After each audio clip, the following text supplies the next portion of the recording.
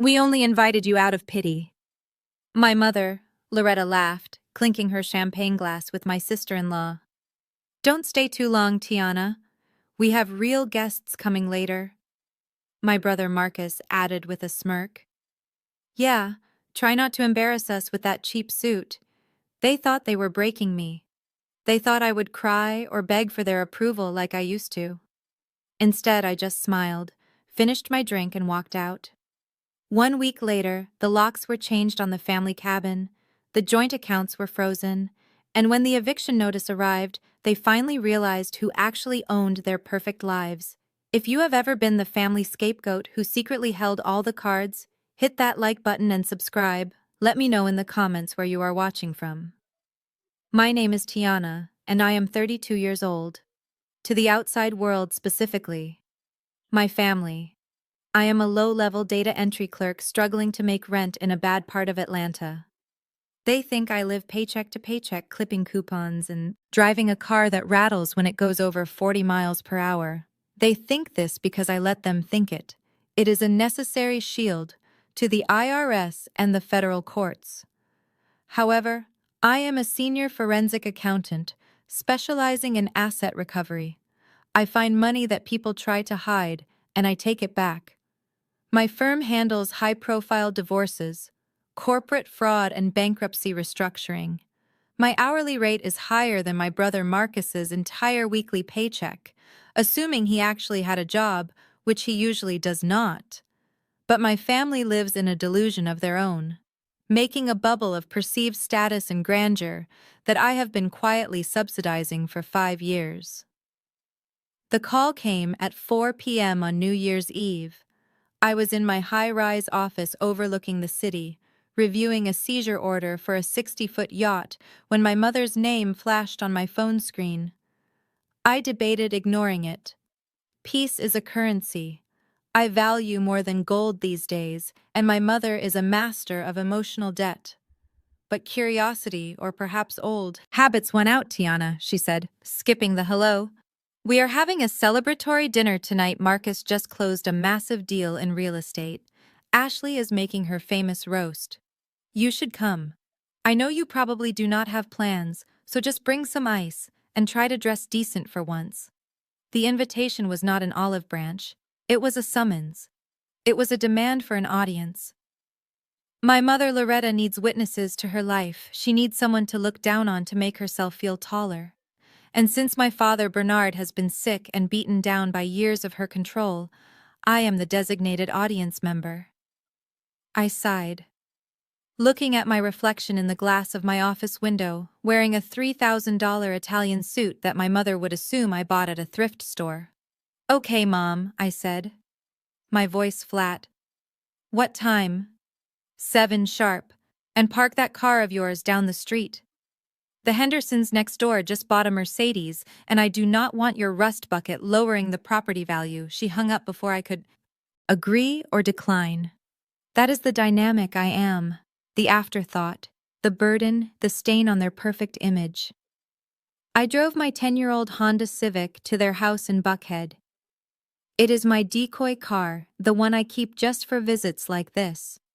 My Porsche stays safely parked in my gated garage behind my actual penthouse apartment. Pulling into the driveway of the house my parents barely afford, I saw the signs of their financial irresponsibility displayed like trophies. Marcus's leased BMW was parked crookedly in the front, and a new Range Rover that I knew Ashley drove was blocking the garage. My stomach tightened, not from fear, but from the anticipation of the performance I was about to endure. I knew the numbers. I knew they were 3 months behind on the mortgage. I knew Marcus had drained my father's retirement fund to pay for that BMW lease. I knew, because I am the one who anonymously bought their debt from the bank 6 months ago to stop the foreclosure process. They are living in my house, they just do not know it yet. I walked up the steps, hearing laughter inside. The sound was shrill and performative. I paused before ringing the bell, taking a deep breath of the cold winter air, trying to steel myself. Through the heavy oak door, I heard Ashley's voice. She has a way of speaking that sounds sweet but cuts deep. I really hope she does not come in looking like a mess, Ashley was saying loud enough for the neighbors to hear. I mean, I know she struggles, but does she have to look so destitute? It makes us look bad. And that hair? Marcus laughed. Relax, babe. Mom only invited her, so we look like a charitable Christian family. She will not stay long. We just need her to sign those papers for Dad's care, and then she can go back to her little apartment. My hand froze on the doorknob. They needed me to sign papers. That was the real reason. Not dinner, not family. My father Bernard had been declining health-wise, and I had been fighting for power of attorney to ensure he got his medication. Loretta and Marcus had been blocking me, claiming they knew what was best. What was best usually involved spending his medical stipend on designer clothes. I pushed the door open, stepping into the foyer. The warmth of the house hit me, smelling of expensive perfume and roasting meat. Ashley was standing in the foyer wearing a shimmering gold dress that cost more than my mother's mortgage payment. She didn't say hello. Instead, she looked me up and down with a sneer that didn't reach her eyes. "Oh, good, you are here," Ashley said, her voice dripping with dismissal. She shrugged off her heavy white fur coat and thrust it toward me without even looking at my face, as if I were a coat rack. "Hang this up for me, would you? The help is off for the holiday, and I do not want it getting wrinkled." She turned back to the mirror, adjusting her hair completely, dismissing my presence. My hand caught the heavy fur automatically, a reflex born of years of servitude in this house. The disrespect was so casual, so practiced. It was a microaggression wrapped in a family gathering. Ashley always did this, treating me like an employee, like the hired help. Because to her, a black woman who wasn't draped in logos must be serving those who were. "I am not the help, Ashley," I said, my voice calm but firm. I threw the coat onto the bench beside the door, not bothering to hang it. She gasped, turning around with wide, innocent eyes, pointing a manicured finger at me. "You do not have to be so rude, Tiana. I was just asking for a favor. Marcus told me you were bitter, but I did not realize you were jealous too." Jealous. I almost laughed. I looked at my mother, Loretta, who was watching from the hallway with a glass of wine, saying absolutely nothing to defend me. In fact, she looked pleased. She enjoyed seeing me put in my place. "There is no room for jealousy in this house." "Tiana," my mother said, stepping forward. Her eyes scanned my simple black outfit, dismissing the quality of the fabric because it lacked a flashy label.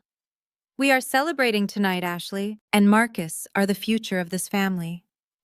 You should try to be happy for them, instead of bringing your negative energy into my home. Now pick up that coat and hang it properly. We have guests coming, and I will not have my entryway looking like a laundry room." I looked at the coat lying on the bench. I looked at Ashley's smug face waiting for me to obey. I looked at Marcus, who had just walked in, sipping a scotch he didn't pay for, grinning like a king in a castle built of sand. This was it. The moment the balance shifted, I didn't pick up the coat. I stepped over it, my heel landing deliberately close to the white fur. I walked past them into the living room, pulling my phone from my pocket. "I did not come here to be your maid," I said quietly, scrolling to a contact labeled Asset Management Team, Initiate, Phase 1. I typed, sending the text without looking up. Phase 1 meant freezing the credit cards. It meant the beginning of the end. They wanted to treat me like a stranger. Fine, I would treat them like I would treat business transaction. And business was about to get very ugly. The room was stiflingly hot, a mix of the heating system being cranked too high and the suffocating weight of my mother's expectations. We sat around the mahogany table that I had paid to have refinished last year, though of course Marcus took credit for it, saying he knew a guy. I was seated at the far end, the spot usually reserved for children or unwanted guests, while Ashley sat to my mother's right, the place of honor. The famous roast was dry, but everyone cooed over it as if Ashley had hunted the cow herself. "So, Marcus, tell us about this deal." Loretta beamed, her eyes shining with the reflection of the chandelier. Marcus wiped his mouth with a linen napkin, leaning back in his chair, like a CEO in a boardroom, rather than a man who had overdrawn his checking account 3 times last month. "It is huge, Mom," he said, his voice booming with unearned confidence. "We are looking at a mixed-use development in Midtown. Luxury condos, retail space, the works. The buy-in is steep, 5 million, but the returns are going to be astronomical. I am talking generational wealth." I took a slow sip of water to hide my expression. I knew the project he was talking about. I had audited the developer behind it 2 years ago. It was a Ponzi scheme wrapped in glass and steel. If Marcus actually had $5 million to invest, he would lose it all by Tuesday, but he didn't have $5 million. He didn't have $5,000. "That sounds incredible, babe," Ashley chimed in, placing a manicured hand on his arm. "You are so ambitious. It is such a turn-on compared to people who just settle for a 9 to 5. She cast a pitying glance in my direction. "No offense, Tiana. I am sure typing numbers is very fulfilling for you." I didn't bite. I sliced a piece of carrot with surgical precision. "It pays the bills, Ashley, and it keeps me out of debt." Loretta slammed her glass down. "Do not start, Tiana. Do not bring your jealousy to this table. Your brother is a visionary. He takes risks.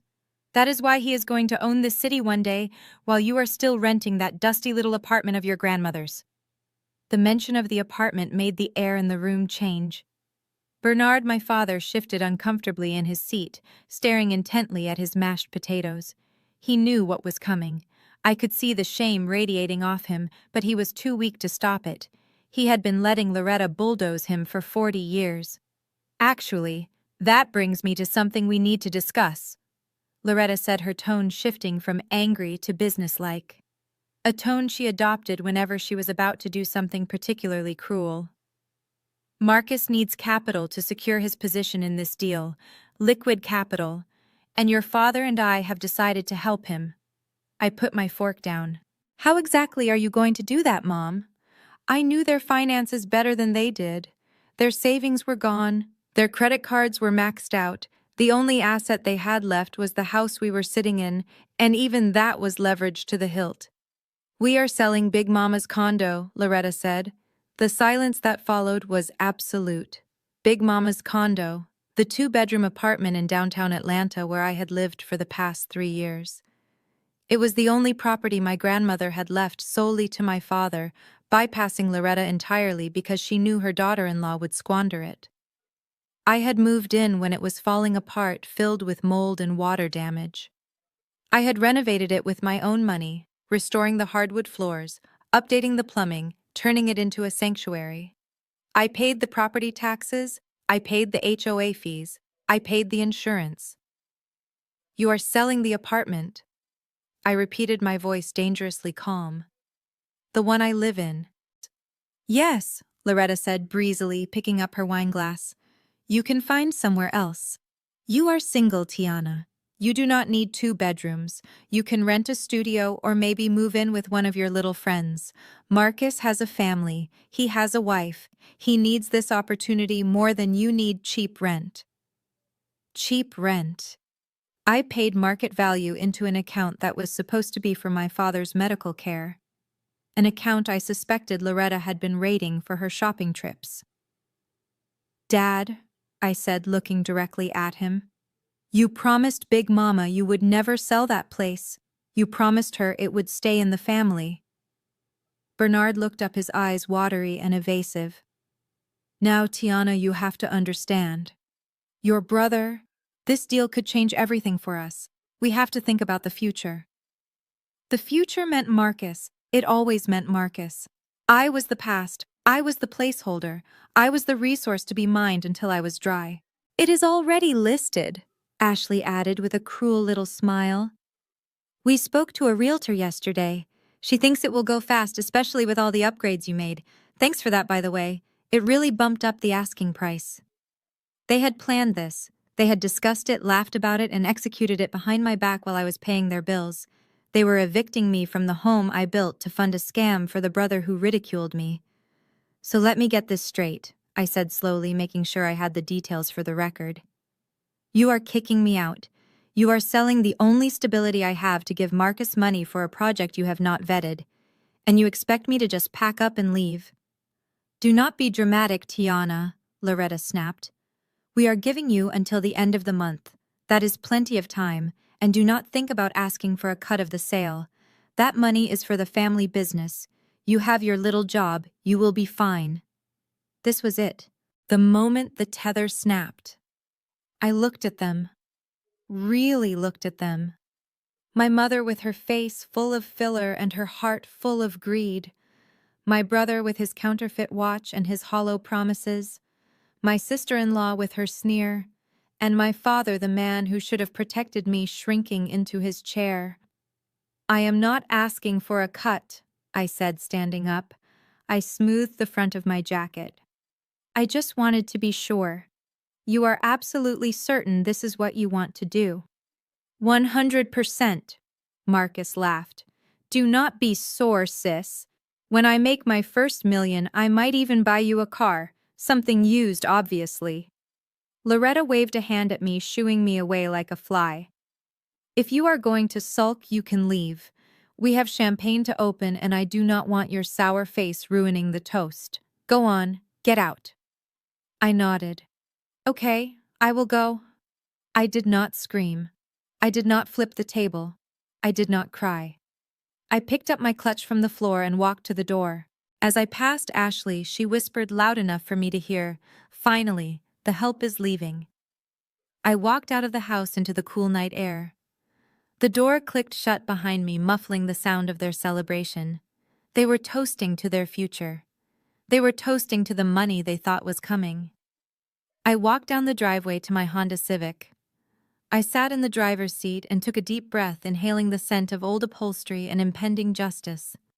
I pulled my phone from my pocket and opened the secure app that connected me to the family trust, the one I had set up 5 years ago when I bailed them out of their last bankruptcy. The trust that held the deed to the house. The trust that held the title to the cabin. The trust that controlled the credit cards they were currently using to buy that champagne. They thought the apartment belonged to my father. It didn't. I had bought the deed from him 4 years ago when he needed surgery and Loretta wouldn't pay for it. He had signed it over to me in a moment of clarity and desperation, and I had let them believe he still owned it to save his pride. They thought they owned the cabin. They didn't. It was collateral.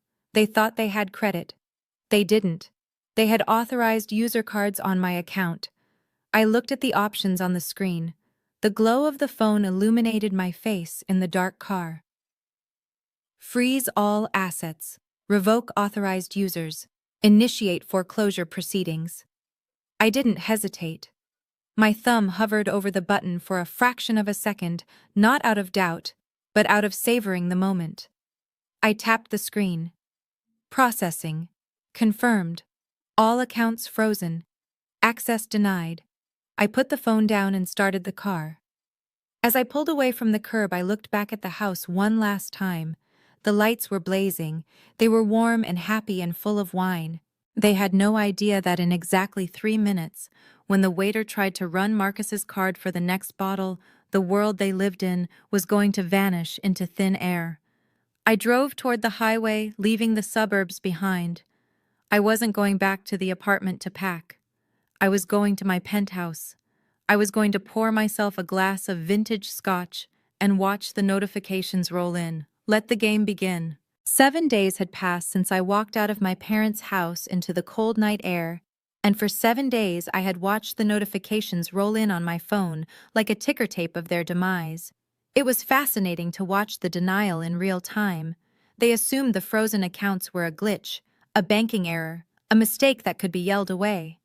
I sat in my office sipping tea and declining every call while they continued to live in a world that no longer existed. The eviction notice for the apartment had been mailed but hadn't arrived yet. The foreclosure process on the house was churning through the legal system quietly in the background. But the most immediate blow, the one that would finally crack the glass ceiling of their delusion, happened on a Tuesday afternoon at a high-end furniture boutique in Buckhead. I know exactly where Ashley was because the transaction alerts tell a story better than any diary. She was at the Gilded Nest, a store where a throw pillow costs $500 and the air smells like lavender and exclusivity. She was shopping for the cabin, the family cabin on Lake Oconee that my mother had so generously gifted to her and Marcus. The cabin that I legally owned through a shell company and had already slated for liquidation. But Ashley didn't know that. In her mind, she was the new mistress of a lakeside estate, and she needed furniture that reflected her status. I can picture it clearly, because Ashley documents her entire life for an audience of 3,000 followers on Instagram. She posted a story that morning, a selfie in the mirror of the Range Rover I was paying for with the caption, "New Year, new vacation home. Time to gut the old and bring in the chic." She was wearing sunglasses indoors, holding a latte and looking every inch the wealthy wife she pretended to be. She walked into that store with the confidence of a woman who has never had to balance a checkbook in her life. She spent 2 hours selecting items. She picked out a custom Italian leather sectional in a creamy white that would be ruined by red clay mud within a week. She chose a marble dining table that weighed 400 pounds and required a special delivery crew. She added silk drapes, hand-blown glass vases, and a rug that cost $12,000. She was building a fantasy life on a line of credit that I had severed 7 days ago. She walked up to the counter, her heels clicking on the polished concrete floor. There was a line behind her. 2 women who actually lived in the zip code, watching her with that polite southern judgment. Ashley loved an audience. She wanted them to see her spending. She wanted them to know she belonged. She pulled out the heavy metal American Express Platinum card from her purse. It was the family card, the one issued in my father Bernard's name, but linked directly to my high-yield assets as the guarantor. I had given it to my father for emergencies, for medicine, for house repairs. Instead, it had become Ashley's personal allowance.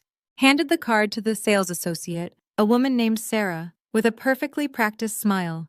"I am going to need this delivered by Friday," Ashley said loud enough for the back of the room to hear. "We are hosting a housewarming party at the lake, and I need everything perfect. Do not worry about the delivery fee, just add it to the total." Sarah nodded, scanning the items, ringing up a total that came to $42,000. It was an obscene amount of money, especially for people who didn't have jobs. Ashley didn't even flinch. She tapped her manicured nails on the glass countertop, smiling at her reflection in a nearby mirror, waiting for the receipt, waiting for the validation. Sarah swiped the card. The machine beeped a harsh, dissonant sound that cut through the soft jazz playing in the store. "I am sorry, ma'am," Sarah said, her voice dropping an octave. The card was declined. Ashley laughed, a sharp, incredulous sound. "Do not be silly. Run it again. It is a platinum card. It does not have a limit, maybe. Your machine is having connection issues." Sarah swiped it again. Slower this time, holding eye contact. The beep was louder. Declined. I can imagine the heat rising up Ashley's neck. The women in line shifted, shifting their weight, impatient and amused. Ashley's smile faltered, dropping at the corners. "Look, I do not know what is wrong with your system," she snapped, her voice getting shrill. "Do you know who my husband is? We spend more money in a month than you make in a year. Try it manually." Sarah sighed, tapping the keys.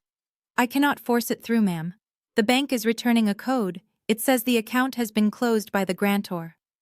Closed. Ashley repeated the word like it was a foreign language. "That is impossible. My father-in-law owns that account. Run this one instead." She dug into her purse and pulled out a second card. This one was a Visa Gold issued to Marcus. It was an authorized user card on the same account, linked to the same frozen assets. She threw it on the counter with a sneer. "There, use that one. And I want a discount for the embarrassment you are causing me." Sarah ran the second card. The machine didn't even hesitate. "Declined. Please contact the financial institution." The air left the room. Ashley stood there, surrounded by $40,000 worth of imaginary furniture, holding 2 pieces of useless plastic. The veneer of wealth cracked wide open.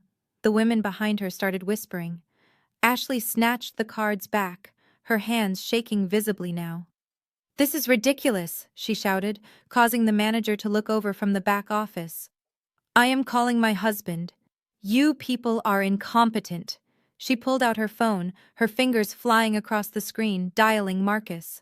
She put it on speaker because Ashley does not understand privacy or shame. She needed someone to blame, and Marcus was the easiest target. "Marcus, pick up," she hissed when the line connected. "Where are you?" "Hey, babe. I am at lunch with the investors." Marcus's voice came through tinny and relaxed, oblivious to the cliff he had already fallen off. "What is up? Your cards are not working," Ashley screamed right in the middle of the store, the Amex and the Visa. Both declined. "The girl says the account is closed. You told me the transfer went through for the cabin renovation. You told me we had the funds." There was a pause on the other end. A long, heavy silence followed by the sound of a chair scraping against a floor. Marcus's voice dropped, losing its bravado. "What do you mean, declined? I used the card this morning for gas." "Well, it is not working now," Ashley yelled, ignoring the manager who was now approaching her, asking her to lower her voice. "I am standing here like an idiot with people staring at me." "Fix it, Marcus. Call the bank. Call your father. Do something. I cannot call the bank." Marcus stammered, panic creeping in. "Tiana handles the bank stuff. She manages the family trust accounts. I do not even have the password." "Then call her," Ashley shrieked. "Call your sister and tell her to fix this glitch right now. I am not leaving this store until I get my furniture." I watched the alert on my phone screen. Incoming call. Marcus Wilson. I let it ring once, twice, watching the name dance across the glass. I took a sip of my tea. The phone stopped ringing, then started again immediately. He was frantic now. The embarrassment of his wife was bleeding into his own reality. He was probably trying to pay for his business lunch right now, realizing his own wallet was full of plastic duds. I didn't answer. Instead, I waited for the inevitable voicemail. But then he tried again, and this time he got the new greeting I had set up just for them. The recording clicked on cool and professional. It was not my voice. It was the voice of my attorney, Mr. Sterling. "You have reached the legal counsel for Tiana Wilson.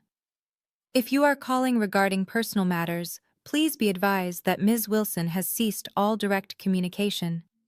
If you are calling regarding the outstanding debts, liabilities, or foreclosure proceedings for the Wilson estate, please leave a message or contact our office during business hours. Please be aware that any harassment will be added to the pending litigation." I can only imagine Marcus's face as he heard those words. Litigation, foreclosure, ceased communication. The words that dismantled his entire world in 30 seconds. He wasn't calling a sister to bully into submission anymore. He was calling a creditor. Back in the store, Ashley was still ranting, but the manager had seen enough. "Ma'am, I am going to have to ask you to leave," the manager said, firm and loud.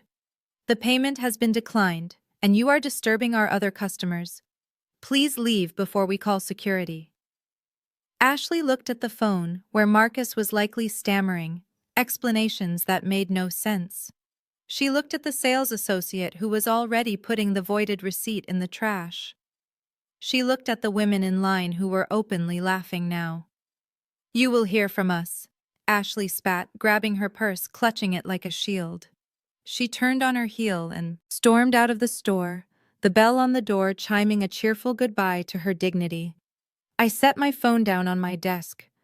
The first domino had fallen. They knew now. They knew the money was gone. They knew I was gone, but they still didn't understand the scale of it. They thought this was a tantrum, a temporary freeze. They didn't realize that the ground beneath their feet didn't belong to them anymore. It belonged to TT Holdings. And I was just getting started. The Friday afternoon traffic heading out of Atlanta toward Lake Oconee was brutal, but I imagine the air inside Marcus's leased BMW was even heavier.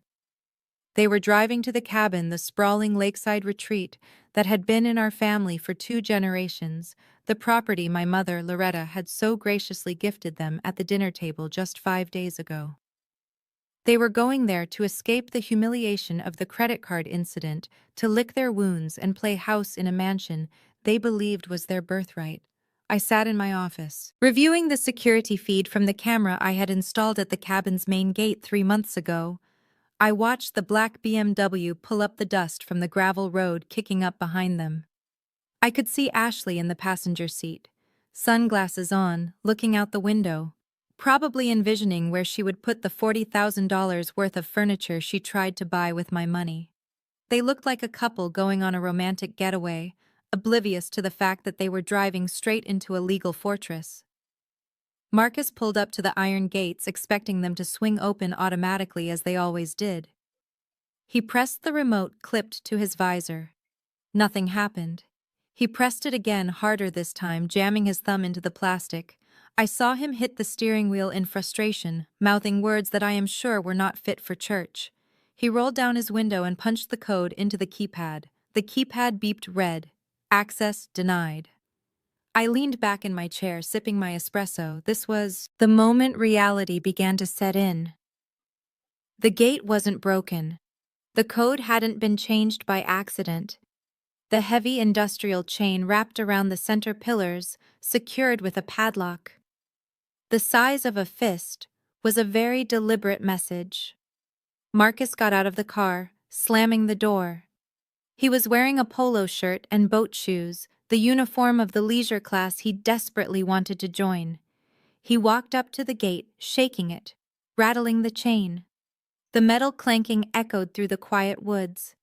He yelled something toward the house, unaware that the house was empty, stripped of the expensive electronics he had planned to sell to cover his gambling debts.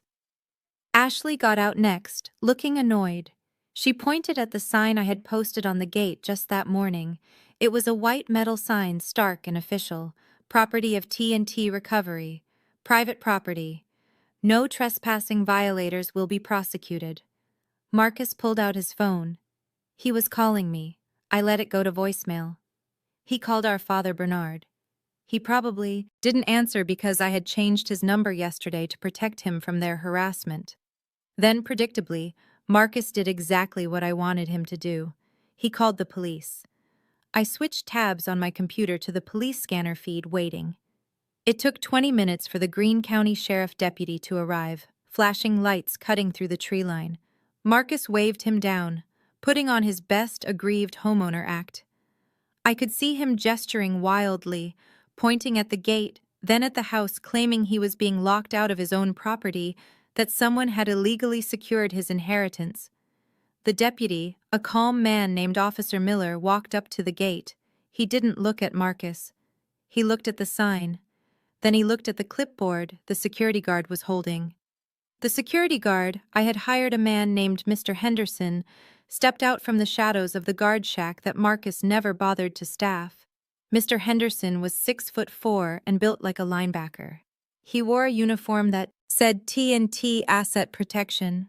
I watched the exchange on the monitor. Marcus was shouting, now his face turning red. He was telling the deputy that his mother, Loretta Wilson, owned this property and she had given it to him.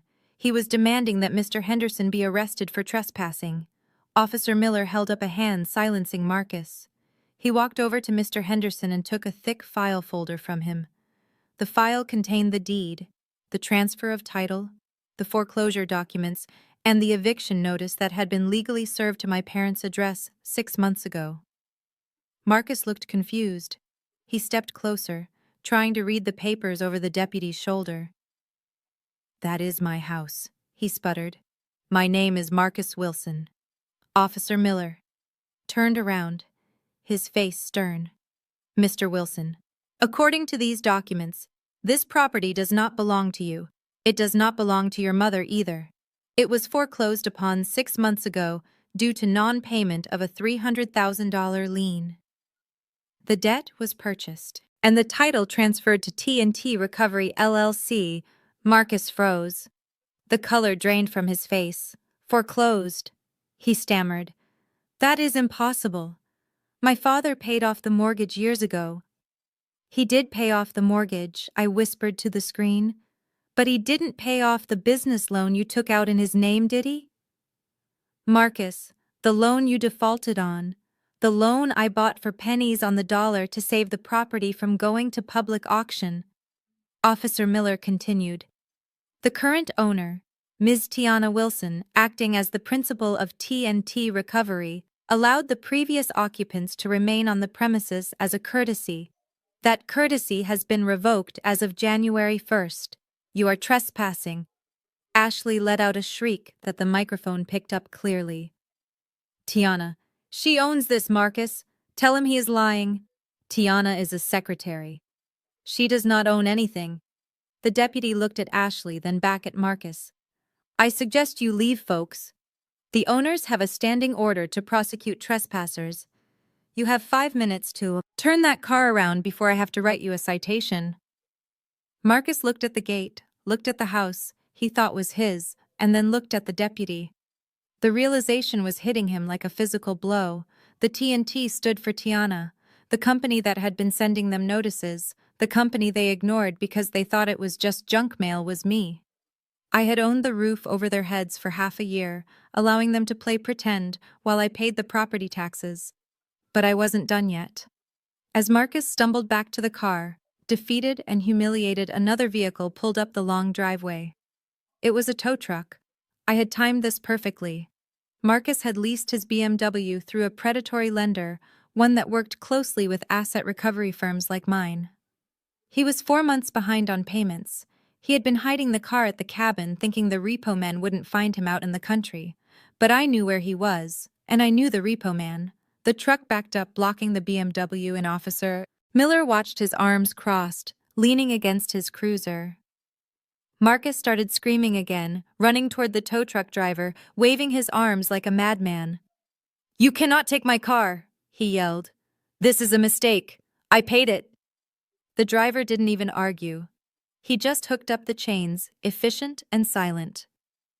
Ashley was crying now, sitting on the gravel in her designer jeans, watching their getaway vehicle being hoisted into the air. Officer Miller intervened. One last time. Mr. Wilson, let the man do his job. You can ride back to town with your wife in the cruiser if you need a lift to a rental agency, but this car is gone.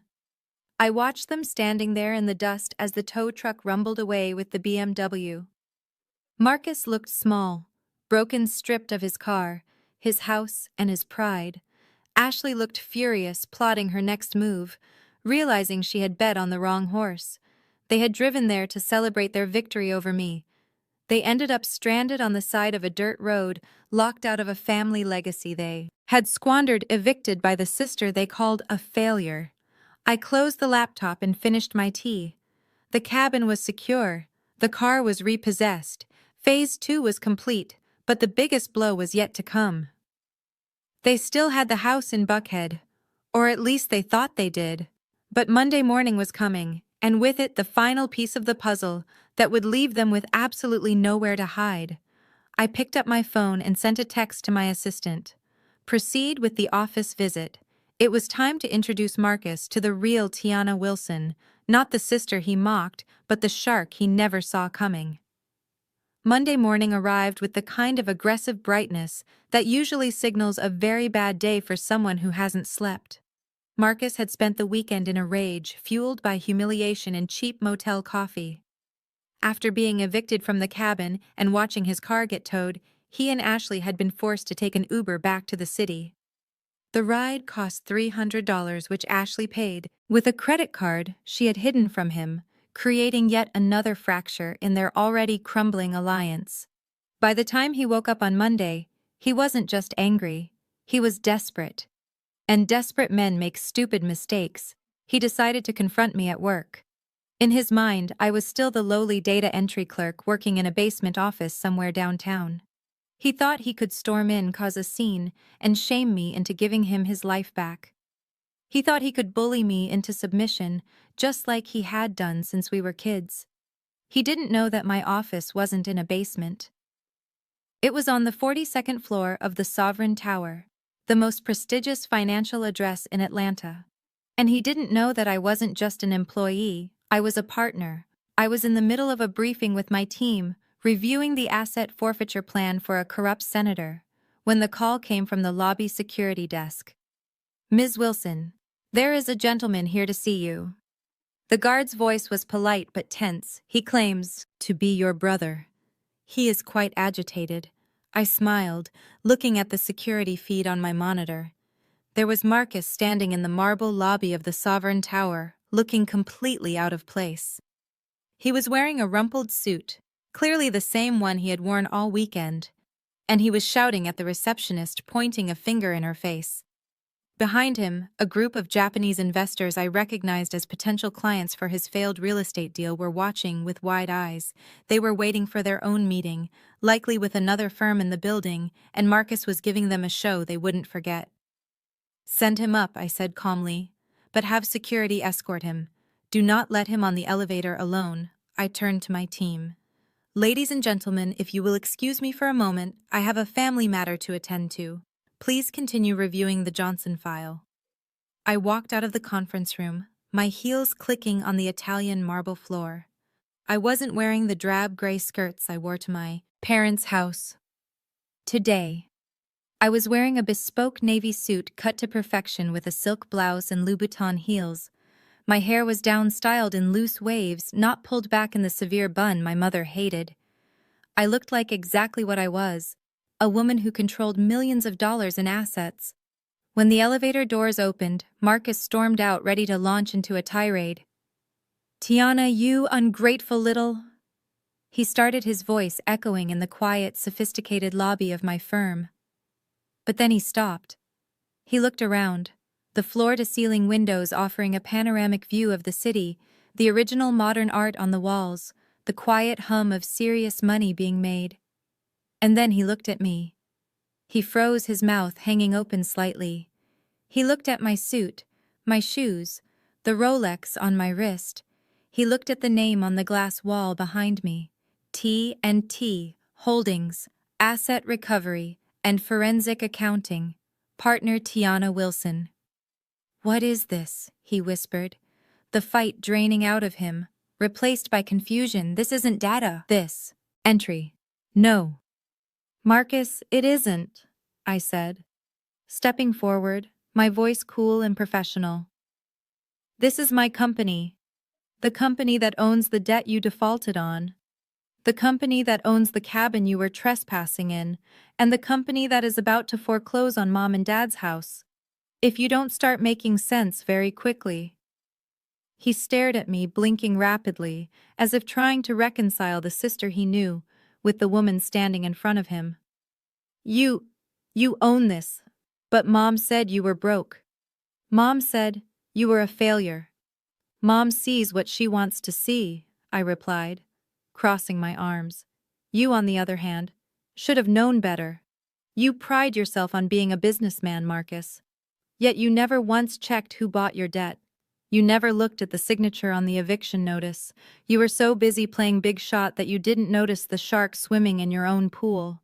The investors in the lobby had followed the commotion up, likely curious to see where the crazy man had gone. They were standing by the elevators watching us.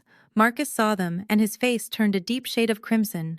He recognized Mr. Tanaka, the lead investor he had been trying to court for months.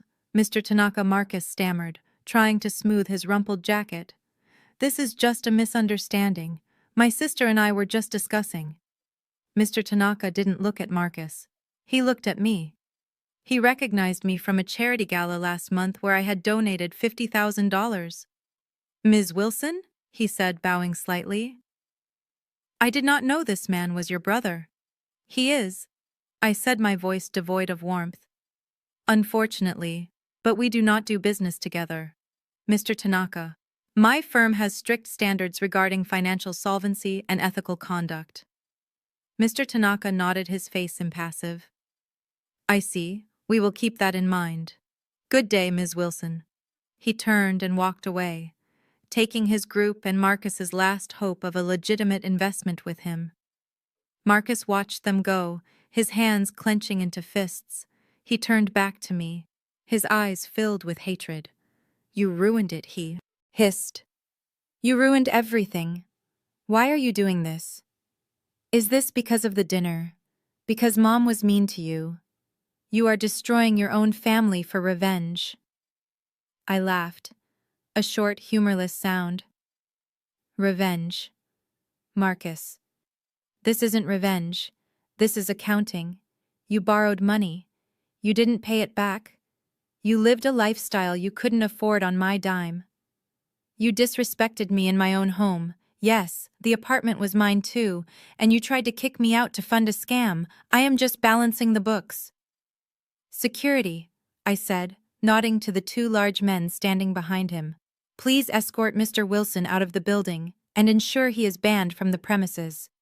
If he returns, call the police.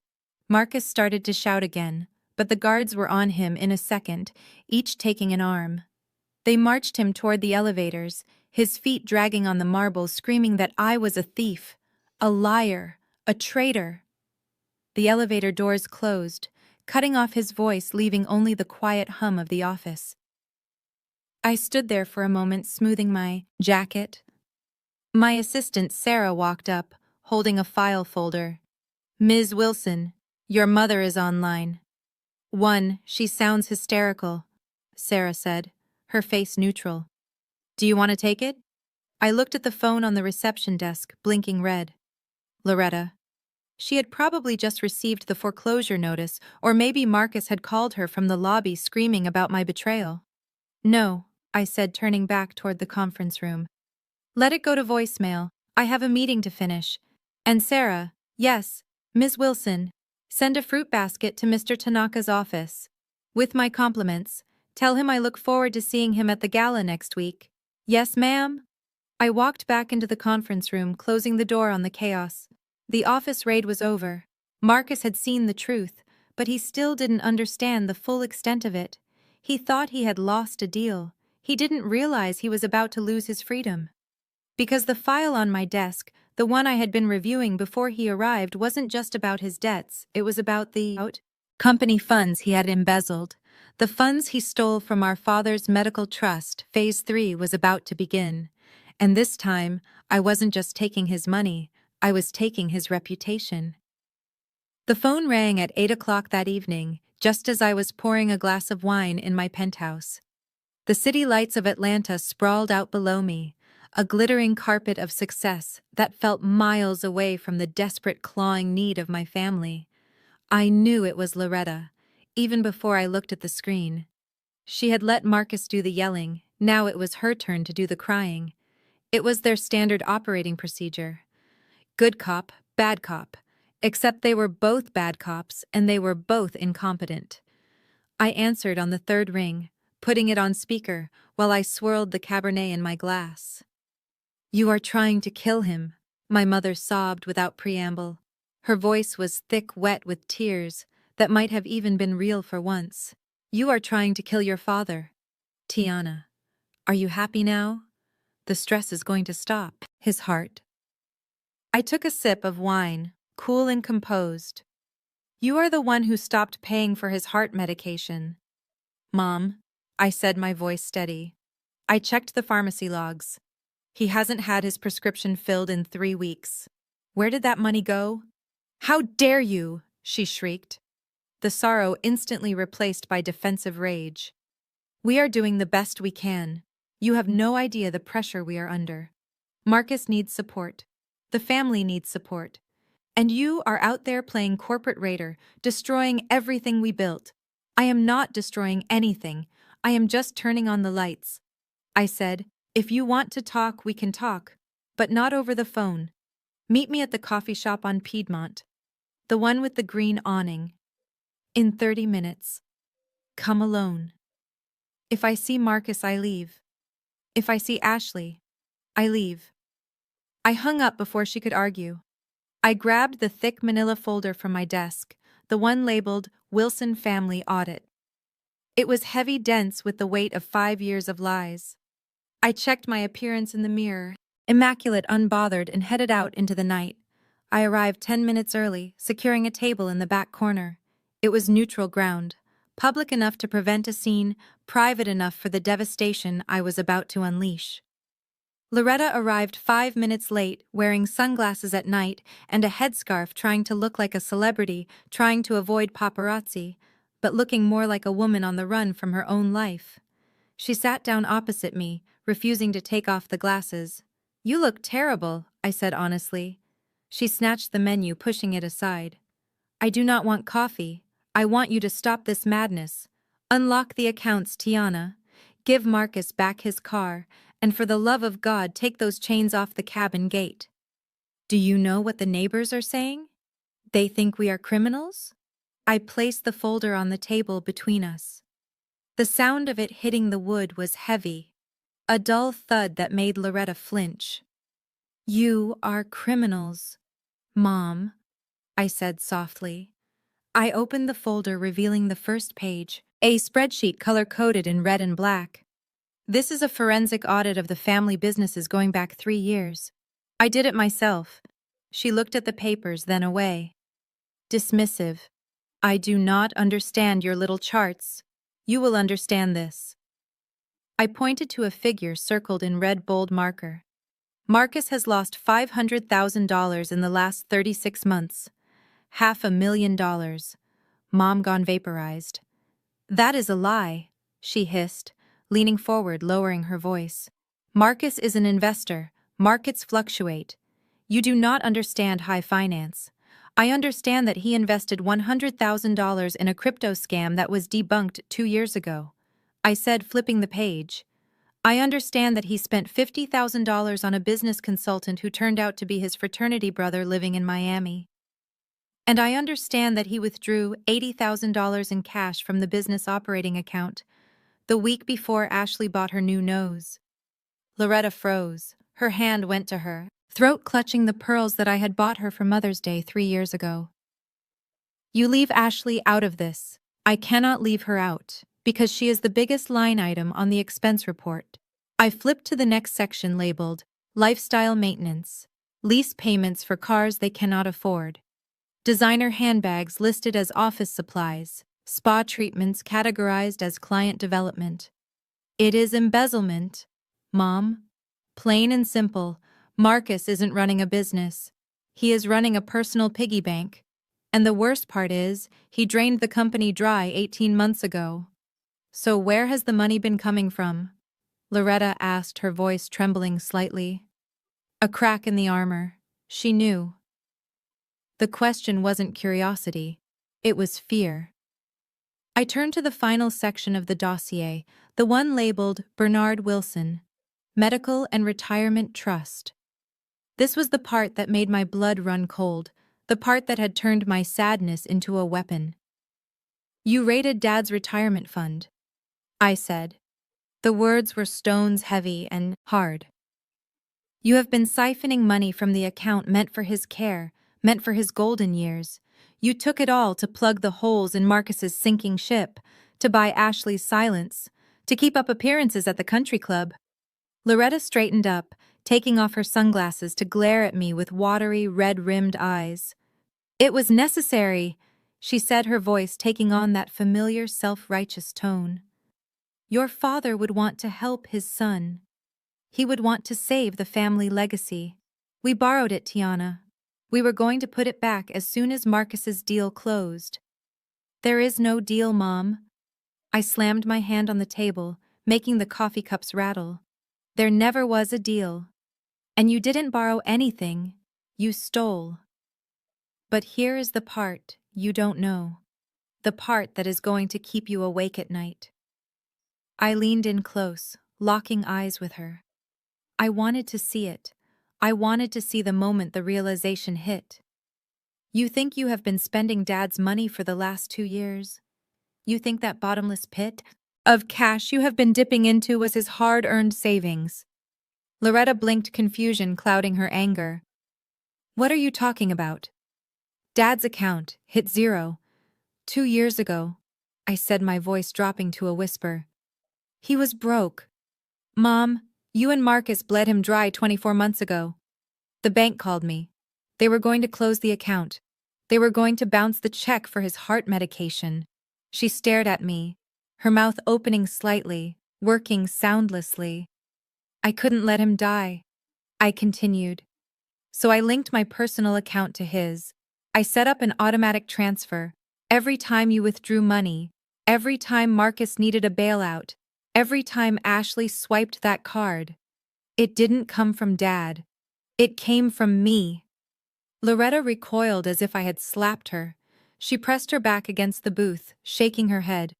No, that is not true.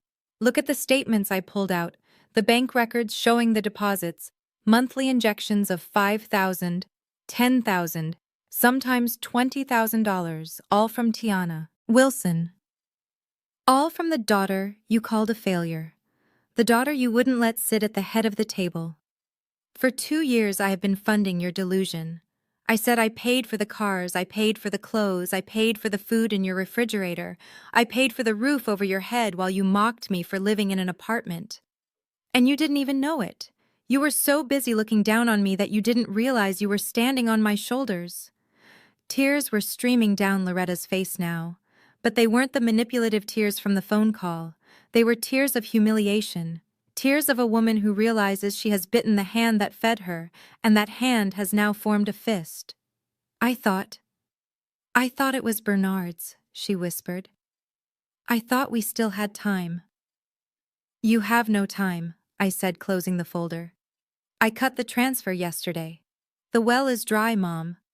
The next time you try to buy a dress or pay a bill, or give Marcus money for his imaginary empire, it is going to decline.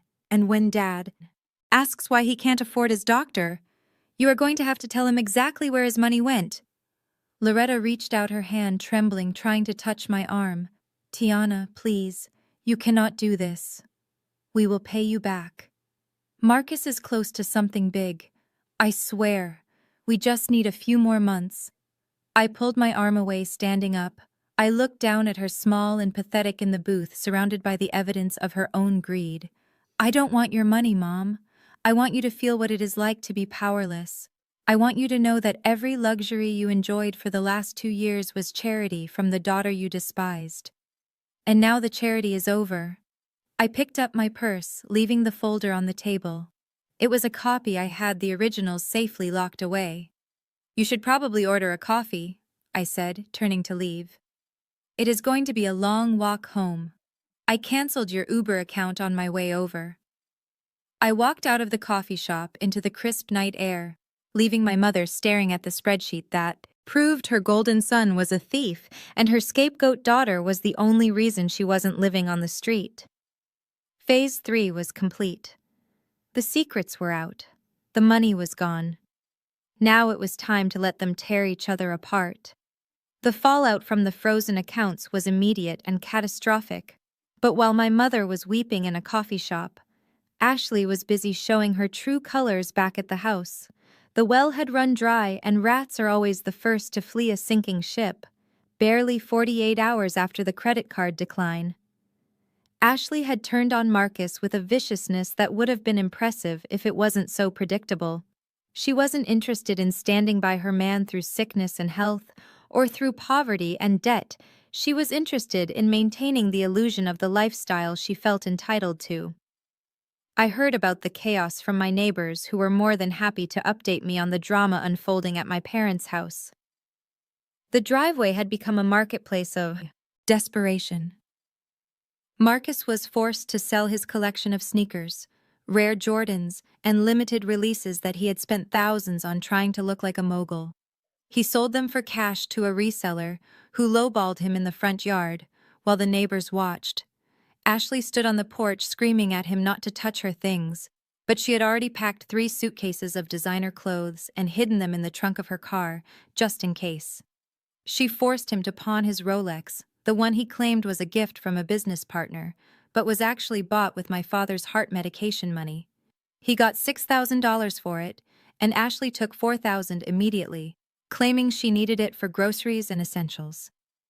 Essentials apparently included a trip to the salon and a bottle of Veuve Clicquot because she refused to be poor without bubbles.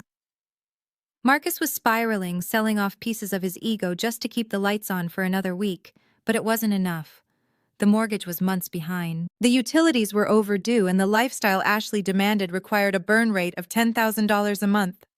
When she realized Marcus was truly tapped out, that there were no more secret accounts to raid and no more sisters to bully, she turned her sights on the only person left with liquidity. Me. She didn't know where I lived exactly. My parents thought I was in a studio apartment in a bad neighborhood, but Ashley was devious. She had gone through my old mail at the house and found a forwarded letter from a high-end interior design firm, a bill for custom drapery installation at an address in Buckhead. The address of my penthouse. I was sitting on my terrace reviewing the foreclosure timeline when the buzzer rang from the concierge desk downstairs. "Ms. Wilson, there is a woman here to see you," the concierge said, his voice hushed. "She says she is your sister-in-law, and it is a medical emergency." I paused, swirling my tea. A medical emergency. It was a smart play. If she had just demanded to see me, I would have told security to remove her, but playing the health card forced a reaction. I knew she was lying, but curiosity is a dangerous thing, and I wanted to see how far she would go.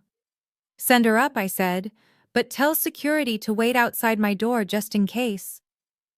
When I opened the door, Ashley stood there looking surprisingly put together. She wasn't wearing her usual flashy logos. Instead, she had dressed in a modest cream sweater and jeans, trying to look humble, trying to look like a victim. Her eyes widened as she looked past me into the apartment. She took in the 20-foot ceilings, the floor-to-ceiling windows overlooking the skyline, the original art on the walls. It was a palace compared to the crumbling facade she was living in. "Tiana," she breathed, stepping inside without waiting for an invitation. "You live here. This whole time you have been living like this while we were struggling." I closed the door, leaving it unlocked for the security team waiting in the hall. "I wasn't struggling, Ashley. I was working. You should try it sometime." "What is the medical emergency?" She turned to me, her face crumbling into a practiced expression of distress. "It isn't me. It is the baby." I raised an eyebrow. "The baby." "Yes," she whispered, placing a hand on her flat stomach. "I haven't told Marcus yet. I haven't told anyone because of all the stress. We found out last week. I am pregnant, Tiana. You are going to be an aunt." I stared at her, letting the silence stretch. I knew Ashley better than she knew herself. I knew she drank 3 glasses of wine at dinner, 5 days ago. I knew she had just refilled her birth control prescription because the pharmacy charges came through on the account the day before I froze it. She wasn't pregnant. She was desperate. "That is quite a miracle, considering the wine you drank on New Year's Eve," I said dryly. Walking over to the kitchen island, she didn't flinch. "I didn't know then." She lied smoothly. "But now I do. And Tiana, I am scared. Marcus is falling apart. He is selling everything. We have no money for doctors. We have no money for prenatal vitamins. The stress is bad for the baby. I am cramping. Tiana, I am terrified I might lose it." She walked closer, reaching out a hand as if to touch me, but stopping when she saw the look in my eyes. "Look, I know we have had our differences. I know I haven't been the best sister-in-law, but this is an innocent child, your own flesh and blood. You cannot let your niece or nephew suffer because you are mad at Marcus." She was good. I had to give her that. She hit every emotional button. Family innocence, guilt, shame. But she forgot one thing. I deal with liars for a living. I deal with people who hide assets and fake deaths and fabricate entire lives to avoid paying what they owe. Ashley was an amateur. "How much?" I asked, leaning against the marble counter. She blinked, pretending to be confused. "What? How much money do you want?" "Ashley, drop the act. I know you are here for a payout. So give me a number. What is the price of this miracle baby?" Her face hardened. The humble act vanished, replaced by the cold calculation I recognized. "We need 50,000, she said, her voice sharp. "Cash. That will cover the immediate debts and get us into a new place, a safe place for the baby." $50,000? I laughed softly. "You think I am going to give you $50,000 based on a word? And what happens when the money runs out in 3 months because you bought a new wardrobe instead of a crib?" "It will not run out," she snapped. "We have a plan. Marcus has a new deal lining up." Marcus does not have a deal. I cut her off. Marcus is uninsurable and blacklisted by every reputable lender in the state. And you are not pregnant, Ashley. Her eyes narrowed to slits, proving my point. How dare you? You are so cold, Tiana. You are a monster. You would risk your brother's child just to prove a point. I am not risking anything, I said, walking around the counter to face her. I am protecting my assets from a predator, and that is all you are, Ashley. A predator. You found a weak family with a little bit of money and you bled them dry. And now that the host is dying, you are looking for a new vein. She stepped closer, invading my personal space, her perfume cloying and sweet. Listen to me, you bitch, she hissed, her voice dropping low, venomous. I do not care what you think you know. If you do not give me that money, I am leaving him. I will walk out that door, and I will take this baby with me. Marcus will never see his child. Your parents will never see their grandchild. And I will tell everyone, it was your fault. I will tell the church. I will tell the neighbors. I will tell everyone that Tiana Wilson, the millionaire, let her brother's baby starve because she was too stingy to help. I stood my ground, my heart rate steady. I pulled my phone from my pocket, holding it casually. You would do that. You would destroy your husband simply because the money ran out. You do not love him at all, do you? Love him, she scoffed, a harsh, ugly sound. Love does not pay the bills. Tiana, I married him because he promised me a life. He promised me security. He lied. He is a loser just like you used to be, and if you do not pay up, I am done with him. I never wanted kids anyway, but if this pregnancy gets me a settlement, then I will play the part. But if you do not pay, I will terminate it and I will send you the bill. The air in the room seemed to freeze. The mask was completely gone now, revealing the rot underneath. She had just admitted everything. The marriage was a sham. The baby was a bargaining chip. The love was a transaction. She was willing to use a fictional child, or perhaps a real one, she intended to discard as a weapon to extort me. You are admitting it, I said quietly, making sure my voice was clear. You only married him for the money, and you are using a pregnancy, real or fake, to blackmail me. I am doing what I have to do to survive, she said, tossing her hair. Call it blackmail, call it business. I do not care. Just write the check or say goodbye to the only legacy your pathetic family has left. I looked at her for a long moment, letting the weight of her words settle, letting the recording software on my phone capture every syllable of her confession. She thought she had won. She thought she had cornered me. She thought the threat of losing a grandchild would break me, just like it would break my mother. Get out, I said simply. She smirked, crossing her arms. You have 24 hours, Tiana. Transfer the money, or I file for divorce, and I take the baby away forever. She turned and walked to the door, swaying her hips, confident in her victory. She paused with her hand on the handle, looking back over her shoulder. You have a nice place here, Tiana. It would be a shame if everyone found out how heartless the owner is. She left, slamming the heavy door behind her. I stood in the silence of my penthouse looking at my phone. The recording was 4 minutes and 12 seconds long. It was crystal clear. It captured the extortion, the admission of marrying for money, the threat to terminate this pregnancy for cash. It was the final nail in the coffin of my family's delusion. I saved the file, backing it up to the cloud, and then emailing a copy to my attorney. Then I sent a text to Marcus. I didn't say much. Just one sentence. Check your email, brother. I think you should know who you are sleeping with. Ashley thought she was playing chess, but she didn't realize she was already in checkmate. She had just handed me the weapon to destroy her, and I was going to use it not to save Marcus because he didn't deserve saving, but to clear the board entirely. Phase 4 was coming, and it was going to be televised. The vibration of my phone against the marble nightstand woke me instantly at 2 in the morning. It wasn't the soft ping of an email or the buzz of a text. It was the relentless, jarring ring of an emergency. I fumbled for it, my heart hammering against my ribs before I even saw the caller ID. It was the hospital. Your father has collapsed. Ms. Wilson? The nurse said, her voice clipped and professional. He is in critical condition. You need to get to Emory Midtown immediately. I didn't ask questions. I didn't ask for details.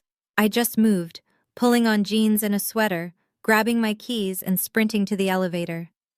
The drive was a blur of red lights and empty highways. My mind was racing, not with fear but with a cold, hard calculation. Bernard Wilson had a heart condition. He had been managing it for years. He was stable. The only reason he would collapse, the only reason he would be critical, was if something had interrupted his treatment. And I knew exactly what that something was. When I burst through the sliding glass doors of the emergency room, the scene was chaos. But amidst the beeping monitors and rushing doctors, I heard a familiar voice screeching. It was Loretta. This is a mistake. She was yelling at a terrified woman behind the registration desk. We have insurance. We have excellent insurance. My son is a developer. Run it again. I walked toward the noise, my boots heavy on the linoleum floor. Loretta was standing there in her nightgown with a coat thrown over it, her hair in rollers, clutching her purse like a weapon. Marcus was beside her, looking pale and useless, leaning against the wall, as if he were the one who needed medical attention. Mom, I said, my voice cutting through her tirade. Where is he? She spun around, her eyes wild, looking for a target, looking for someone to blame besides herself. You, she hissed, pointing a shaking finger at me. You did this. This is your fault, Tiana. You cut us off. You froze the accounts, and now your father is dying because of you. I ignored her, turning to the woman at the desk. I am Tiana Wilson, Bernard Wilson's daughter. What is the status of his admission? The receptionist looked relieved to be speaking to someone sane. Ms. Wilson, we are trying to process his admission, but there is a problem with the insurance. The policy on file has lapsed due to non-payment. It was canceled 3 months ago. We cannot authorize the cardiac catheterization without payment or a valid policy. I felt the blood drain from my face. 3 months ago. That was before I froze the accounts. That was back when I was still depositing $5,000 a month into the joint account, specifically labeled medical expenses. I looked at Loretta. She stopped screaming. She looked away, unable to meet my gaze. You didn't pay the premium, I said, the realization hitting me like a physical blow. I gave you the money, Mom. I saw the transfer leave my account every first of the month. You took the money for Dad's heart medication and his insurance and you spent it. It was just a temporary reallocation, Marcus mumbled from the wall, trying to make himself look smaller. We were going to pay it back double once the deal closed. We didn't think he would have an episode so soon. So soon. I stepped toward him and he flinched. You gambled with his life, Marcus. You took the safety net that kept his heart beating, and you bought a lease on a car. You do not drive anymore. You are not just a thief. You are a predator. Loretta stepped between us, her maternal instinct kicking in, only to protect the son who helped destroy her husband. Stop it, Tiana. This isn't the time for your lectures. We need to get him treated. The hospital is refusing service because of your little stunt with the bank cards. Fix it. Pay them. The audacity was breathtaking. She was standing over the wreckage she created, demanding, I clean it up while blaming me for the crash. I turned back to the receptionist, ignoring my family completely. How much for the procedure and a private room in the cardiac ICU? The receptionist blinked, surprised by the pivot. The estimated cost for the surgery and a 3-day stay without insurance is roughly $45,000. Ms. Wilson, we would need a substantial deposit to proceed immediately. I reached into my wallet and pulled out the card. It wasn't the plastic debit card Marcus used. It wasn't the gold card Ashley flashed around town. It was heavy, black titanium, the Centurion card. Invite only, limitless and utterly undeniable. I placed it on the counter with a metallic click. "Charge it all," I said. "Do not just authorize the surgery. Upgrade him to the VIP wing. Get the chief of cardiology down here. I want Dr. Evans. If he is sleeping, wake him up. Put everything on this card. The surgery, the room, the recovery. Whatever he needs." The receptionist's eyes widened as she took the card. Her demeanor shifted instantly from harried bureaucrat to deferential service provider. "Yes, Ms. Wilson, right away. I will page Dr. Evans immediately." I turned around to face my mother and brother. They were staring at the card in the receptionist's hand. It was the holy grail of status, the symbol of wealth they had pretended to have but never touched. And I had just slapped it down like it was lunch money. "You have money," Loretta whispered, a mix of awe and fury rising in her voice. "You have had this kind of money the whole time and you let us struggle, you let your brother suffer." "I didn't let anyone suffer, Mom," I said, my voice ice cold. "I let you live the consequences of your actions. And now I am saving Dad from the consequences of yours." I turned back to the reception desk as a security guard walked by. "Excuse me, officer." The guard stopped looking at me, then at the Centurion card still on the desk, then back to me. "Yes, ma'am." "These two people," I pointed at Loretta and Marcus. "They are not to be allowed near Bernard Wilson's room. They are not to be given updates on his condition. If they try to enter the cardiac wing, I want them removed from the hospital." Loretta let out a strangled cry. "You cannot do that. I am his wife. He is my husband." "Not anymore," I said.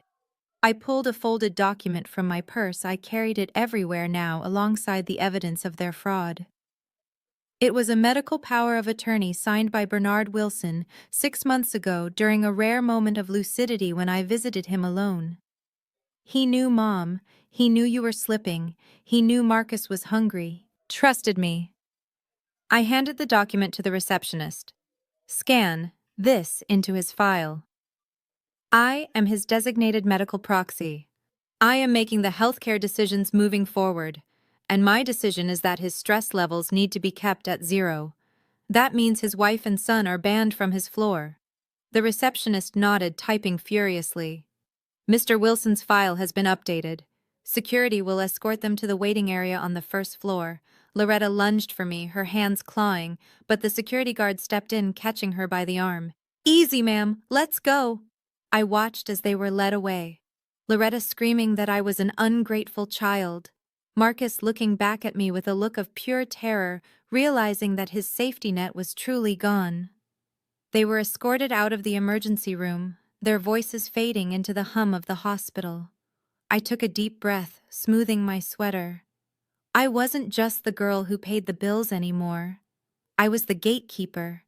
I walked through the double doors toward the cardiac wing, the sound of my boots on the floor, steady and sure. When I entered my father's room, he was awake, hooked up to a dozen machines, looking small and frail in the hospital bed. He turned his head as I walked in, his eyes cloudy with pain and confusion. "Tiana," he rasped, his voice barely a whisper. "Where is your mother? She couldn't be here." "Dad," I said, taking his hand. It was cold and dry. I sat in the chair beside him, squeezing his fingers gently. "But I am here. I am not going anywhere. I took care of everything." He looked at me, really looked at me, and I saw a tear slide down his temple into his gray hair. "You always do," he whispered. "You always do." I stayed there holding his hand while the doctors prepped him for surgery. I didn't cry. I didn't break down. I had work to do. My father was safe for now. But the war wasn't over. My family had almost killed him for a taste of the good life. They had crossed the final line. And now that I held the power of attorney, now that I controlled the flow of information and access, I was going to make sure they never got close enough to hurt him again. Phase 4 was about to start, and it involved a lawyer, a judge, and a total dismantling of the Wilson family name.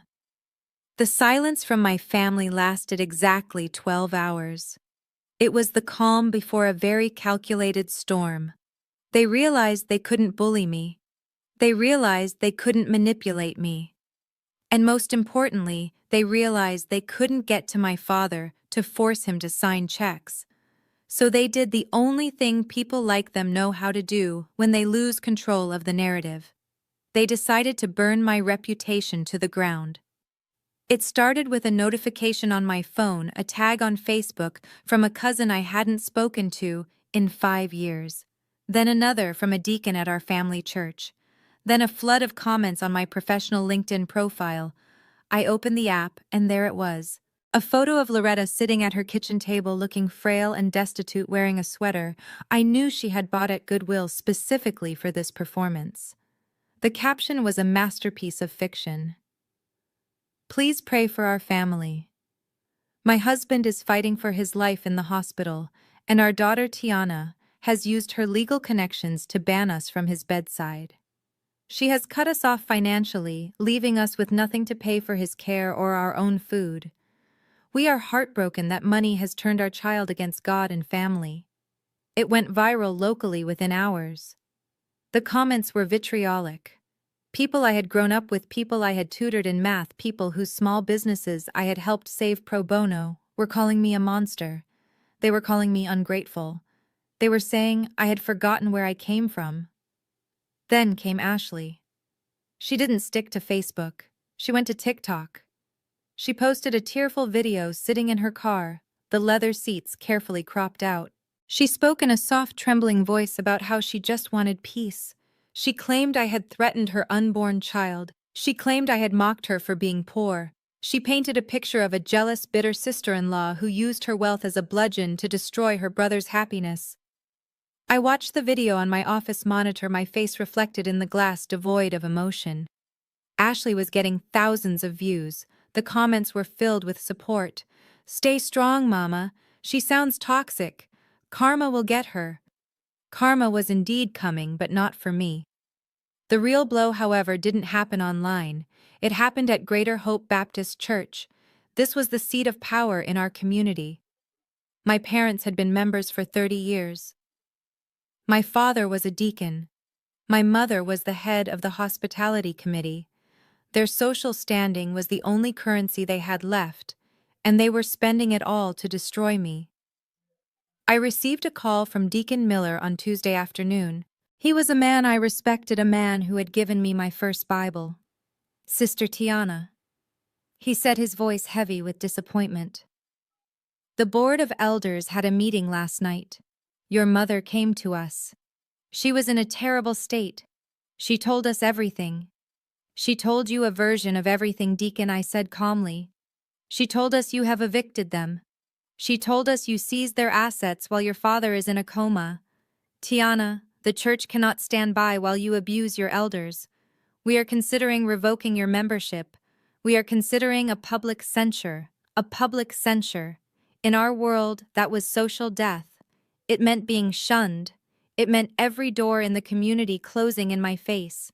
It was a nuclear option, and Loretta had pushed the button without hesitation. I didn't argue. I didn't try to explain that my father wasn't in a coma, he was recovering from surgery paid for by me. I didn't explain that the assets I seized were legally mine. I knew that arguing with a lie that big only makes you look defensive. "I understand the board's concern, Deacon," I said. "I will respect whatever decision you make." I hung up and turned to my computer. My assistant, Sarah, was standing in the doorway looking pale. "Ms. Wilson, our Yelp reviews are tanking," she said. "Someone is coordinating a bot attack. They are claiming you defraud the elderly. We are losing clients. 2 consultations canceled this morning. This was it. The cornered animal fighting for its life. They weren't just trying to hurt my feelings anymore. They were trying to destroy my livelihood. They thought that if they broke me professionally, I would have to come crawling back. They thought that if they shamed me enough, I would open the checkbook just to make it stop. They forgot that I am a forensic accountant. I don't operate on feelings, I operate on evidence. Let them talk, Sarah," I said, turning back to my screen. "Let them post, let them lie. Do not delete a single comment. Do not respond to a single review. Archive everything. Every tweet, every video, every sermon. I spent the next 3 days in a war room of my own making. I wasn't building a defense, I was building a dossier. I pulled the security footage from my lobby showing Marcus attacking the receptionist. I pulled the audio recording of Ashley trying to blackmail me. I pulled the bank statements showing the transfers to the church's building fund that Loretta had intercepted and spent on a trip to Cabo last year. Yes, I had that too. I had been tracking the money for months, waiting for the right moment. Loretta had been skimming from the church donations she collected. Not a lot, just enough to pay for her manicures and her lunches, but enough to constitute theft. Enough to send a shudder through the board of elders. I printed it all out. I organized it into binders. I created a timeline that was irrefutable. But I wasn't going to release it online. I wasn't going to fight a Twitter war with a woman who had nothing to lose. I was going to deliver the truth in the one place where they couldn't run away. The one place where their lies relied on the silence of the congregation. The annual church gala was Sunday night. It was the biggest social event of the season. The mayor would be there. The bishop would be there. And I knew for a fact that Loretta and Marcus would be there. They would be front and center, playing the role of the grieving faithful family, asking for donations for their poor sick father. I called the event coordinator for the gala, a woman named Beatrice, who had been my client 3 years ago when her business partner tried to steal her catering company. I had saved her business. She owed me. Beatrice, I said, I need a favor. I need 5 minutes on the program. Tiana, honey, you know I love you. But your mother has been telling everyone you are the devil, Beatrice whispered. If I put you on the mic, there might be a riot. I don't need a mic. Beatrice, I said. I need the projector. And I need you to lock the doors for 5 minutes. There was a long silence on the other end. What are you going to do, Tiana? I am going to testify. Beatrice, I said. I am going to give a testimony they will never forget. She agreed. I hung up the phone and looked at the stack of evidence on my desk. They wanted a show. They wanted a villain. I was going to give them exactly what they asked for. But in my version of the story, the villain doesn't get away. I drove to the hospital that night to sit with my father. He was awake, sitting up eating Jell-O. He looked better than he had in years. The color was back in his cheeks. The stress lines around his eyes had softened. They are saying terrible things about you, Tiana, he said, his voice raspy but clear. Nurse Jackson showed me her phone. Your mother, she has lost her mind. She is scared, Dad, I said, smoothing his blanket. She knows the ride is over. You have to stop her, Tiana. You have to tell them the truth. I will, Dad. I promised. Sunday. He grabbed my hand, his grip surprisingly strong. Do what you have to do. Do not protect them anymore. They didn't protect you. I kissed his forehead and walked out of the room. I walked past the security guards who nodded at me with respect. I walked out into the cool night air. The city was quiet. The internet was raging with lies about my character. My business was bleeding. My name was being dragged through the mud. But I felt calm. Because I had the receipt. I had the truth. And on Sunday night, under the holy lights of the sanctuary, I was going to burn their house of cards down. And I was going to enjoy watching it fall. Sunday night in Atlanta is not just an evening. It is an event, especially at Greater Hope Baptist Church. The annual gala was the crown jewel of the social calendar, a night where piety met prosperity. The parking lot was a sea of luxury cars, the air thick with expensive perfume, and the quiet rustle of silk and satin. Inside the fellowship hall, transformed into a ballroom with crystal centerpieces and velvet drapes, the who is who of the community gathered to celebrate faith and family. My family was there, of course. They had arrived early, securing a table near the front, the prime real estate reserved for the church's biggest donors. I watched from the balcony, shadows unseen as they made their entrance. It was a masterclass in deception. Loretta wore a floor-length gown of emerald green sequin that shimmered under the lights. It was a dress she had bought 3 years ago for a cruise, but tonight she wore it like armor. Marcus was in a tuxedo that fit a little too tightly around the waist, likely rented or pulled from the back of a closet. Ashley was draped in white silk, looking angelic and fragile, playing the role of the devoted daughter-in-law to perfection. They looked like royalty, but I knew the truth. I knew Marcus had visited a payday loan shark on Friday afternoon, signing over the title to Ashley's Range Rover, which he didn't even own outright, just to get the cash for the VIP table. I knew Loretta was wearing fake diamonds because the real ones were in a pawn shop on Decatur Street. I knew they were starving, not for food, but for validation, for the adoration they felt entitled to. The evening proceeded with the usual pomp. The choir sang hymns that soared to the rafters. The bishop gave a sermon about forgiveness and charity that seemed pointedly directed at the empty seat at the Wilson table. My seat. Then came the awards segment, the part of the night where the church honored its pillars. The bishop took the microphone, his voice booming. Tonight we honor a family that has been a bedrock of this congregation for 30 years. A family that has faced trials and tribulations with grace. A family that, despite personal tragedy, continues to give back. Please welcome Sister Loretta Wilson to accept the Family of the Year award on behalf of the Wilson family. Applause erupted, warm and enthusiastic. Loretta stood up, dabbing at her eyes with a lace handkerchief. She walked to the stage, leaning slightly on Marcus for support, playing the frail matriarch beautifully. Ashley followed a step behind, head bowed demurely. Loretta took the microphone, her hands trembling just enough to be convincing. "Thank you, Bishop," she said, her voice quavering. "Thank you, family. This award means everything to us, especially now." She paused, looking out at the crowd, letting the silence build. "As many of you know, my husband Bernard is in the hospital, fighting for his life, and while we should be by his side, we are here because we believe in the power of this community.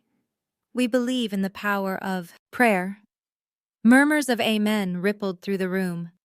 "But we are also here with heavy hearts," she continued, her voice gaining strength, "because we are a family under attack, not from the devil outside, but from the devil within." The room went deadly silent. You could hear a pin drop on the carpet. Our daughter Tiana Loretta said the name, like a curse has turned against us. She has used her education, her success, the very blessings we prayed for, to destroy us. She has evicted us from our home. She has cut off her father's medical care. She has abandoned the values we raised her with for the love of money. Gasps echoed through the hall. People turned to each other, whispering. I saw Deacon Miller shaking his head in sorrow. I saw Mrs. Johnson, who had taught me Sunday school, looking horrified. "She has lost her way," Loretta cried, tears streaming down her face, real tears of self-pity.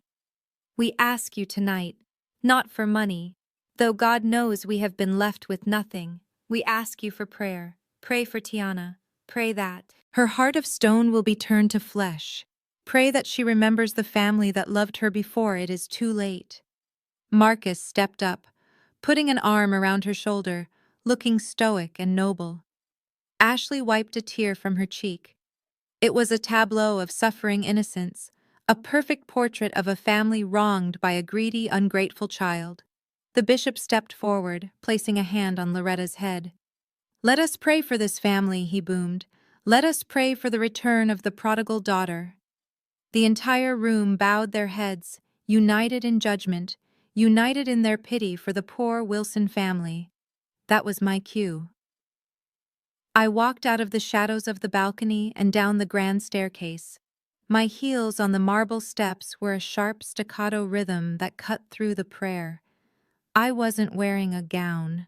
I was wearing a white power suit, sharp and tailored, looking like an avenging angel, or perhaps a prosecuting attorney. I didn't rush.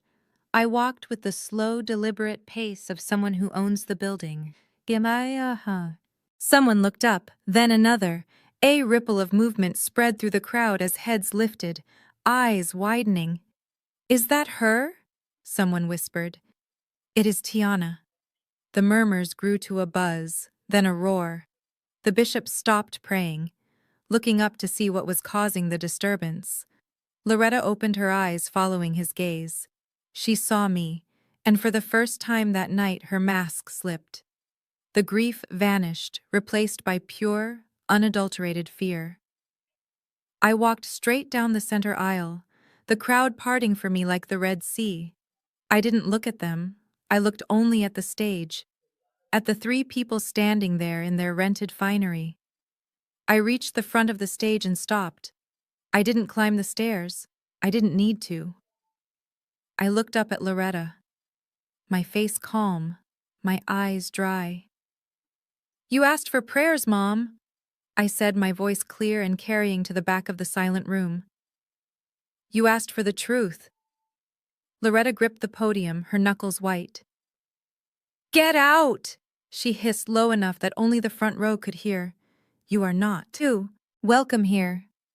This is a house of God. God knows the truth, Mom, I said, raising my voice slightly, and now so will everyone else. I turned to Beatrice, who was standing in the wings by the audio-visual booth. She looked terrified, but she nodded. She hit a button on her console. The giant projection screen behind the choir loft flickered to life. The image of the smiling Wilson family, the slide that had been up for the award, vanished. It was replaced by a video, grainy but clear, a security camera feed with a timestamp from 3 months ago. It showed the kitchen of my parents' house. Loretta was sitting at the table counting a stack of cash. Marcus was standing next to her holding a prescription bottle. That is $500, Marcus said, his voice booming through the church's surround sound system. That is Dad's heart meds, Mom. If he misses a dose, he could have a stroke. He will be fine. Loretta's voice on the video was dismissive, waving a hand. Just skip a few days. We need this for the deposit. On the Range Rover, Ashley will kill me if she doesn't get that car. But what if he gets sick? Marcus asked, hesitating. Then Tiana will pay for the hospital. Loretta laughed, a cold, hard sound. She always does. She is so desperate for us to love her, she will pay anything. Just take the money, Marcus. We deserve nice things too. The video cut to black. The silence in the hall was absolute. It was a vacuum, a void where the air had been sucked out. No one breathed, no one moved. Loretta stood frozen on stage, her mouth open, her eyes wide with horror. Marcus looked like he was about to vomit. Ashley had taken a step back, distancing herself from them. Even now. I turned back to the crowd, to the faces of the people who had judged me moments ago. You wanted a prodigal daughter, I said, my voice ringing out in the stillness. You wanted to know where the money went. You wanted to know why my father is in the hospital. I pointed at the screen, where the frozen image of Loretta counting cash still lingered. There is... Your answer? I signaled Beatrice again. The screen changed. This time it was a bank statement projected 20 feet high. Highlighted in yellow were transfers, weekly transfers of $200, $500 labeled Church Building Fund. But the destination account wasn't the church. It was an offshore account in the Cayman Islands registered to Marcus Wilson. The crowd gasped. A collective sound of shock and betrayal. Deacon Miller stood up, his face purple. That is the building fund, he shouted, pointing at the screen. That is the money we raised for the new roof. It was, I said, looking at Loretta, who was now shrinking behind the podium. But the roof never got fixed. Did it, Mom? Because the money went to Cabo. The money went to Saks, Fifth Avenue. The money went to maintaining the lie that you are a wealthy, blessed family. Loretta sank to her knees, not in prayer, but in collapse. She covered her face, her shoulders shaking. Lies, she screamed, her voice muffled and hysterical. It is all lies. She doctored it. She is a witch. It is forensic accounting, Mom. I said coldly. And it is admissible in court. I turned to the bishop, who looked like he had seen a ghost. I apologize for interrupting the service. Bishop, I said, smoothing my jacket, but I thought the congregation deserved to know who they were really praying for. I turned and walked away, back up the aisle, back toward the door behind me. Chaos erupted. People were shouting. The bishop was calling for order. Marcus was trying to run, but Deacon Miller and two other ushers blocked his path. Ashley was nowhere to be seen, having slipped away the moment the video started. I didn't look back. I walked out of the church into the cool night air. The gala was over. The image was shattered. Phase 5 was complete. The truth hadn't just set me free. It had burned the house down, and I was the only one with fire insurance. The sanctuary was a powder keg that had just been lit, but the explosion wasn't over yet. The bank statements regarding the building fund were damning, but Loretta was a survivor. She was already scrambling to her feet, her face a mask of righteous indignation, grabbing the microphone from the podium with a desperate clawing grip. "It is a fabrication!" she shrieked, her voice cracking under the strain of the lie. "Someone hacked our accounts. The devil is at work here trying to divide this holy congregation. Do not believe her." The crowd wavered. Confusion rippled through the pews. People wanted to believe her because believing me meant accepting that they had been played for fools for years.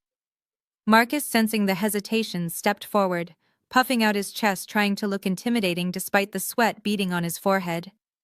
"Get off the stage, Tiana," he yelled, lunging toward me. "You have done enough damage. You are sick. You need help." I didn't flinch. I didn't step back. I simply looked at the bishop, who was standing frozen by the altar, his eyes darting between the hysterical woman at the podium and the cold, calm daughter standing before her bishop. I said, my voice cutting through Marcus's bluster, "I have one more thing to share, and then I will leave forever. But you need to see the character of the people you are honoring tonight. You need to know who is really standing in your pulpit." The bishop looked at me, then at the projection screen that was still glowing with the evidence of the embezzlement. He nodded once. A grave, solemn movement. "Proceed." I tapped my phone again. The screen went black for a heartbeat, and then a waveform appeared indicating an audio file. The speakers crackled, and then Ashley's voice filled the room, crystal clear and dripping with venom. "I do not care about Marcus." The recording played, echoing off the vaulted ceiling. "I married him because he promised me a life. He lied. He is a loser, just like you used to be, and if you do not pay up, I am done with him. I never wanted kids anyway, but if this pregnancy gets me a settlement, then I will play the part." Gasps erupted from the front row, where the church elders sat. The women covered their mouths, the men stared at the floor. Ashley, who had been trying to fade into the background near the choir loft, suddenly found herself the center of hundreds of accusing eyes. She froze like a deer in headlights, her face draining of all color. The recording continued, merciless and loud. "If you do not give me that money, I will take the baby away. Marcus will never see his child. Your parents will never see their grandchild. And I will tell everyone it was your fault." I paused the recording. The silence that followed was heavier than the one before. It was the sound of a carefully crafted image shattering into dust.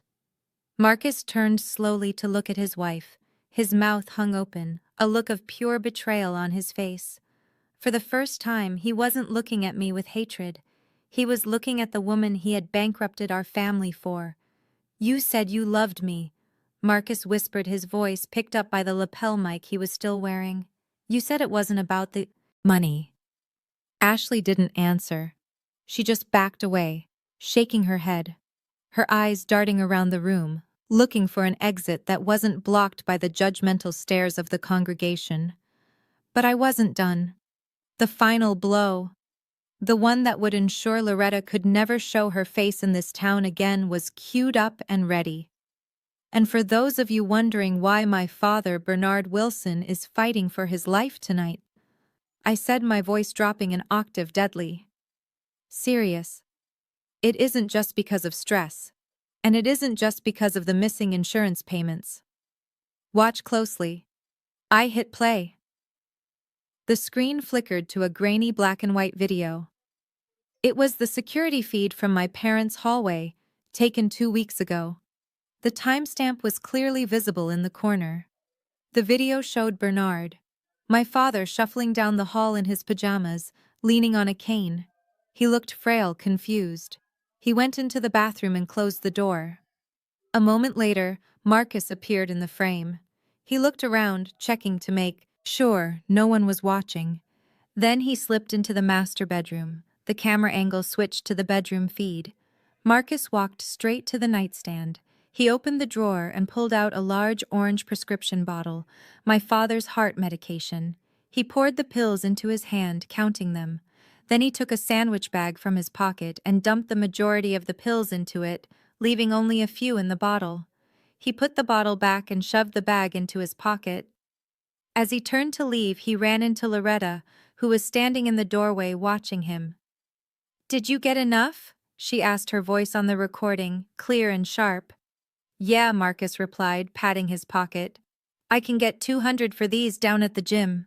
That should cover the bar tab for tonight. Just make sure you leave him a couple," Loretta said, walking past him to the mirror to fix her hair. "We do not want him crashing before the gala. We need him well enough to smile for the photos." The video ended. This time there were no gasps. There was a low, guttural sound of revulsion that swept through the room like a wave. Deacon Miller turned his back on the stage, physically shielding his wife from the sight of the monsters on the podium. The bishop took a step back, crossing himself. Loretta collapsed. It wasn't a performance this time. Her legs simply gave out and she slid down the front of the podium, hitting the floor in a heap of emerald sequins and shame. She didn't scream, she didn't cry, she just stared at the floor, her hands trembling violently, unable to look up, unable to face the sea of people who now knew the depth of her depravity. Marcus stood paralyzed, staring at the blank screen as if hoping it would change, hoping it would show something else. The realization of what he had done, stealing life-saving medicine from his own father to pay for drinks, was crashing down on him. He looked out at the crowd, pleading with his eyes, but he found no mercy there, only disgust. The bishop walked to the podium. He didn't look at Loretta lying at his feet. He reached down and picked up the crystal plaque, the Family of the Year award that had been resting on the stand. He held it for a moment, the light catching the etched glass, and then he handed it to Deacon Miller. "Remove this," he said, his voice shaking with suppressed rage, "and remove them." Security guards moved in, swift and silent. They flanked Marcus, grabbing him by the arms when he tried to pull away. 2 deacons helped Loretta to her feet. She was limp like a rag doll, her eyes vacant. She looked at me as they dragged her past, and for a second I saw a flicker of recognition, a realization that the daughter she had thrown away was the only one who had ever told her the truth. "You are banned from this house," the bishop boomed, his voice filling the sanctuary. "You have defiled this altar with your greed and your lies. Go, and may God have mercy on your souls, because this church will not." The crowd parted, not out of respect but out of a desire to avoid contamination. They pulled their skirts back. They turned their heads, refusing to make eye contact as the Wilson family was marched out the center aisle toward the darkness of the parking lot. Ashley had already fled, slipping out the side door the moment the video started, leaving her husband and mother-in-law to face the music alone. I stood on the stage alone now. The screen behind me was black. The room was silent save for the heavy breathing of 1,000 shocked people. I looked at the bishop. He nodded at me, a gesture of profound sorrow and respect. I disconnected my phone and put it in my pocket. I didn't say another word. I didn't need to. The truth had roared louder than any speech I could have given. I walked down the stairs, off the stage, and back up the aisle. The people who had shunned me, who had called me ungrateful and cold, now looked at me with awe and apology. Hands reached out to touch my arm, whispers of, I am so sorry. And we didn't know. Followed me like a wake. I kept walking. I kept head high, eyes forward. I didn't stop until I pushed through the heavy wooden doors and stepped out into the cool night air. The gala was over. The dynasty was dead. And as I stood there listening to the sirens in the distance coming for Marcus, I finally felt the weight lift. The ledger was balanced. The debt was paid, and I was free. The drive back from the church must have been the longest journey of Loretta's life. The silence in the car wasn't peaceful. It was the suffocating quiet of a tomb. Marcus drove with white knuckles, his eyes fixed on the road, refusing to look at the mother who had promised him the world and delivered him into the hands of the prosecutor. Ashley sat in the back seat texting furiously, her thumbs flying across the screen, making arrangements that did not include her husband or her mother-in-law.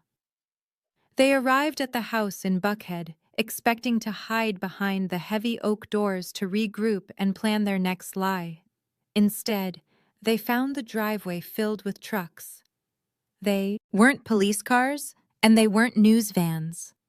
They were box trucks, painted with the logo of a liquidation firm, heavily affiliated with T&T Holdings. My team didn't wait for morning. Foreclosure is a 24-hour business when the debt is this toxic and the assets are at risk of flight. I had authorized the emergency preservation order the moment the gala ended. I watched the feed from the dashboard camera of the lead truck. Loretta stumbled out of the car, still wearing her ruined emerald gown, her makeup streaked with tears and sweat. She ran toward the front door where a team of movers was carrying out the Italian sofa. She loved more than her own children. "Stop it!" she screamed, grabbing the arm of a mover. "Put that down. This is my house. You cannot take my things." The site manager, a woman named Brenda who had been working for me for 5 years, stepped forward, holding a clipboard. She didn't shout, she didn't argue, she just held up the writ of possession. "This property has been seized." "Ms. Wilson," Brenda said, her voice calm and authoritative, "we are executing a court order to liquidate all contents to satisfy outstanding judgments against Marcus Wilson and the estate of Bernard Wilson. You have 30 minutes to gather personal essential items, clothes and toiletries only. Anything of value stays." Loretta looked at the house, then at Marcus. "Do something," she pleaded. "Tell them who we are." Marcus didn't move. He leaned against the hood of his car, staring at the movers carrying out his flat-screen television, his gaming console, the expensive liquor collection he hadn't paid for. He looked like a balloon that had lost all its air. The bravado, the arrogance, the swagger. It was all gone, leaving behind a frightened boy in a rented tuxedo. "It is over, Mom," Marcus said, his voice hollow. "Tiana took it all. She wasn't joking. She really took it all." Then the front door banged open and Ashley stormed out, dragging 2 Louis Vuitton suitcases. She wasn't crying, she was furious. She was a woman who realized she had bet on a losing horse, and she was cutting her losses with surgical precision. She walked right past Loretta, pushing her aside with her shoulder. "Ashley, where are you going?" Loretta asked, grabbing her arm. "Help us. We have to call the lawyer." Ashley ripped her arm away, her face twisted in disgust. "Don't touch me, you delusional old woman. There is no lawyer. We don't have money for a lawyer. We don't even have money for a motel room. I am going to my sister's house. But you cannot leave." "Marcus," Loretta cried. "He needs you. We are a family." "Family." Ashley laughed, a harsh barking sound. "You aren't a family. You are a cult. You worship money. You don't have, and you sacrificed your only decent child to feed your ego. Well, I am done playing the victim. I am done pretending your son is anything other than a loser." She turned to Marcus, who was watching her with wet, pathetic eyes. "Ashley, please," he whispered. "Don't do this. I can fix it. I have a meeting next week." "You don't have a meeting, Marcus. You have a court date." Ashley reached into her purse and pulled out her wedding ring. It was a massive diamond or so, she thought. I knew it was a high-quality moissanite because I had seen the receipt Marcus tried to hide 3 years ago. She threw the ring at him. It hit him in the chest and bounced onto the driveway, disappearing into the grass. "Keep it," she spat. "It is probably fake anyway, just like everything else in this house. Just like you. I am filing for an annulment based on fraud. Do not contact me. Do not follow me." She dragged her suitcases to the curb where an Uber was already waiting. She loaded them in, got into the back seat, and didn't look back once as the car drove away into the night. Marcus stood in the driveway staring at the spot where his wife had been. He looked down at the grass, searching for the ring crawling on his hands and knees in his tuxedo, searching for the last scrap of his fantasy. "Get up, Marcus." Loretta hissed, her voice trembling with rage and humiliation. "Get up and stop and embarrassing us. We will fix this. We always fix this." Marcus stopped moving. He sat back on his heels in the dirt and looked up at his mother. For the first time in his life, the adoration was gone, replaced by a deep, childish resentment. "Fix it!" he shouted, his voice cracking. "You said you would fix it. You told me to take the money. You told me Tiana would pay. You said she owed us. You said she was weak. I was trying to help you." Loretta screamed back. "I gave you everything. I gave you my life." "You gave me nothing," Marcus yelled, standing up, looming over her. "You made me useless. You told me I was special, so I never had to work. You told me I was a king, so I never learned to be a man. And now look at me. I am 35 years old. I have no wife, I have no home, I have no money, and I am going to jail because I listened to you." He turned and walked away, not toward the house but down the street, walking into the darkness aimlessly, leaving his mother alone in the driveway. Loretta stood there watching him go. Her shoulders slumped. The fight drained out of her. She turned back to the house. The movers were almost done. The living room was empty. The dining room was bare. The paintings were gone. The rugs were rolled up. She walked inside, stepping over the threshold into the echo of her former life. She walked to the center of the living room and sat down on the floor because there were no chairs left. She looked around at the blank walls, the spots where the pictures used to hang, the dust bunnies dancing in the empty space. She had lost the house. She had lost the money. She had lost the status. She had lost the daughter-in-law she prized above all else. And she had lost the son she created in her own image. All she had left was the silence, a heavy, suffocating silence that pressed in on her from every side. She wrapped her arms around herself, rocking back and forth in the empty room, the emerald sequins of her dress scratched against the hardwood floor. A sound like dry leaves skittering on pavement. She realized then with a terrifying clarity that she was the architect of her own ruin. She had built a shrine to her own vanity and sacrificed her children on the altar, and now the temple had collapsed, leaving her buried in the rubble. Outside, the trucks locked their doors and started their engines. Brenda walked to the front door, looking at Loretta sitting on the floor. "Miss Wilson," Brenda said, her voice not unkind but firm. "We are locking up. You cannot stay here. You have to leave." Loretta looked up, her eyes vacant. "Where am I supposed to go?" Brenda checked her clipboard. "I believe there is a shelter on 4th Street, or perhaps you can call your daughter." Loretta flinched at the word daughter. She knew that bridge wasn't just burned, it was nuked. "I have no daughter," she whispered. Brenda nodded slowly, shutting the door. "Then I guess you are on your own." The lock clicked shut. The sound echoed through the empty house, finalizing the disintegration of the Wilson dynasty. Loretta sat in the dark alone with her choices waiting for a dawn that would offer no comfort, only the harsh light of a reality she could no longer escape. The debt was paid, but the cost was everything. 2 weeks after the gala, the reality of their new life had settled onto Loretta and Marcus, like a layer of grime that could not be washed off. They had been evicted from the house in Buckhead 24 hours after the movers left. The locks were changed, the security system was updated, and the property was listed for auction to satisfy the outstanding judgments. The luxury cars were gone, repossessed by lenders who had no patience for Marcus's excuses. The country club memberships were revoked. The church community had closed its ranks, turning their backs on the family that had deceived them for so long. They were pariahs, outcasts in the very city they used to think they owned.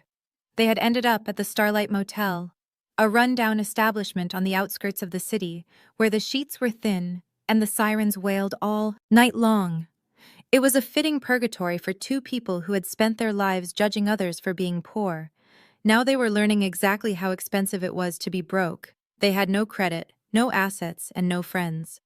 Ashley was gone, having fled to her sister's house in Florida the moment the money dried up, leaving Marcus with nothing but a fake wedding ring and a suitcase full of clothes that no longer fit his shrunken existence.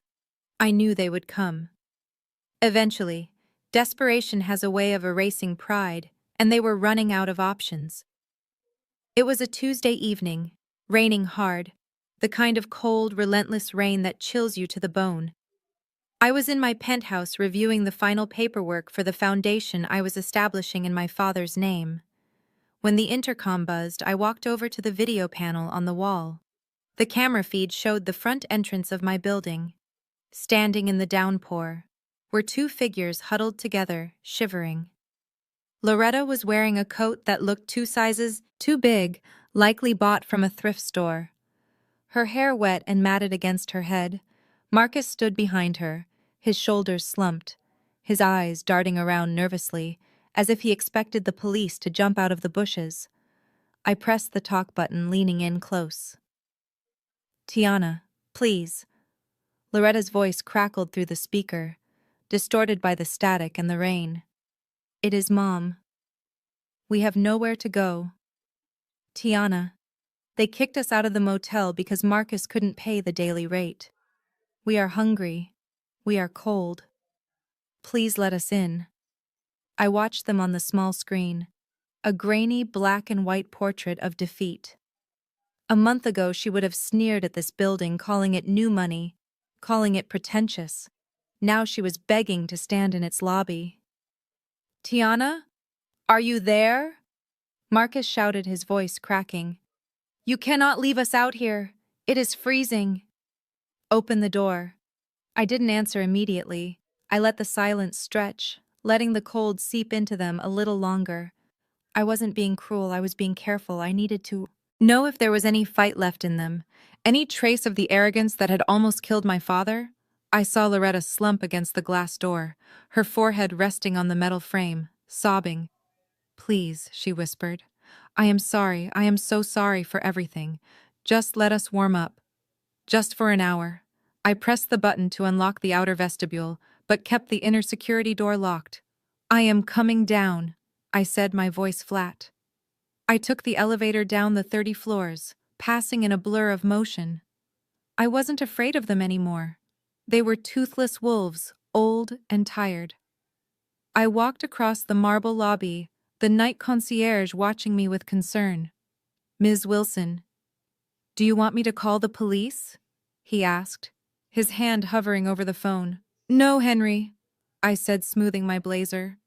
"It is fine. I will handle this." I walked to the glass doors. The vestibule was small, a glass box that offered shelter from the wind, but not much else. Loretta and Marcus were huddled in the corner, dripping water onto the expensive teal. When they saw me approach, Loretta scrambled to her feet, her eyes lighting up with a desperate, frantic hope. "Tiana," she cried, pressing her hands against the glass. "Thank God. Look at you. You look beautiful. Open the door. Baby, let us in." I swiped my key fob and the door clicked open. I stepped back, allowing them to enter the lobby, but I didn't invite them further. They stood there dripping wet, smelling of rain and stale desperation shivering in the air conditioning. "We knew you wouldn't abandon us," Marcus said, trying to summon a smile that looked more like a grimace. "We knew you still cared about family. We just need a place to crash for a few days, just until I get back on my feet. I have a lead on a job." "You don't have a lead, Marcus," I said, cutting him off. "You are unemployable in this city. Everyone knows what you did. You stole from a church. You stole from your father." We made mistakes, Loretta interjected, stepping in front of him, shielding him. Even now, we know that, Tiana. We have been humbled. Tiana, the Lord has humbled us, but we are your flesh and blood. You cannot let your mother sleep on the street. You have so much room here. We could stay in the guest room. We wouldn't be a bother. I could cook for you. The audacity was breathtaking. Even at rock bottom, she was trying to negotiate, trying to find an angle. She thought she could charm her way back into comfort, that she could trade servitude for security, just like she tried to make me do for years. I didn't come down here to let you in. Mom, I said, my voice echoing in the quiet lobby. I came down here to say goodbye. Her face fell, the hope draining out of her like water from a cracked cup. What? I came down here to make sure you understood that this is the end, I continued. There are no more bailouts. There are no more second chances. You spent my money for 5 years. You spent Dad's money for 2 years. You used up every ounce of goodwill I had. But we are family, she wailed, dropping to her knees on the marble floor. She reached out, trying to grab the hem of my pants, but I stepped back. Family forgives. Tiana. Family helps each other. Family doesn't steal heart medication from a dying man. I said, the anger finally rising hot and sharp in my chest. Family doesn't mock their daughter for working hard while spending her money on handbags. You aren't family, Loretta. You are parasites. Marcus stepped forward, his hands balled into fists. Look, you ungrateful bitch, we raised you. You owe us. Before he could finish the sentence, the elevator chime dinged behind me. The door slid open with a soft whoosh.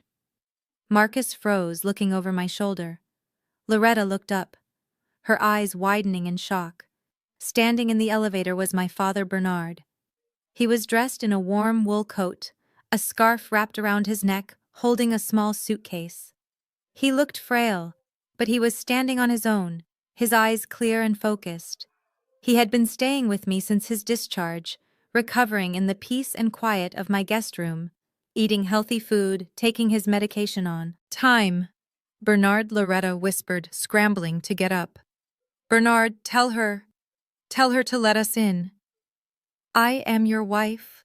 Bernard walked out of the elevator, moving slowly but steadily. He walked past me and stood in front of the woman he had been married to for 35 years. He looked at her wet clothes, her desperate face, and I saw a flicker of sadness in his eyes, but no hesitation. I don't have a wife, he said, his voice raspy but firm. My wife died a long time ago. The woman in front of me is a thief. Bernard, please, she begged, reaching for him. I did it for us. You did it for yourself, he said, stepping back out of her reach. You almost killed me, Loretta, and you tried to destroy our daughter. I am done. I filed the papers this morning. It is over. He turned to me, nodding once I am ready. Tiana, I took his arm, supporting him. There is a car waiting outside, Dad. We are going to the lake house. It is quiet there. The lake house, Marcus stammered. But that is my house. It was never your house, Marcus, I said, guiding. My father toward the side exit away from where they were standing. It belongs to the person who paid for it, and that is me. We walked toward the door, leaving them standing in the middle of the lobby, wet and broken. Loretta started to scream, a high, thin sound of pure despair. But I didn't turn around. I didn't look back at the mother who had rejected me, or the brother who had used me. I have given you 32 years of chances, I said over my shoulder, my voice carrying back to them one last time. 32 years of trying to be good enough. 32 years of buying your love. The account is closed. The balance is 0. You are on your own. We walked out into the night, the rain still falling, but under the awning where the town car was waiting, it was dry. The driver opened the door and I helped my father inside. He settled into the leather seat, letting out a long sigh of relief. I got in beside him and closed the door, shutting out the sight of my mother pressing her face against the lobby glass, her mouth open in a silent scream. Drive, I told the driver.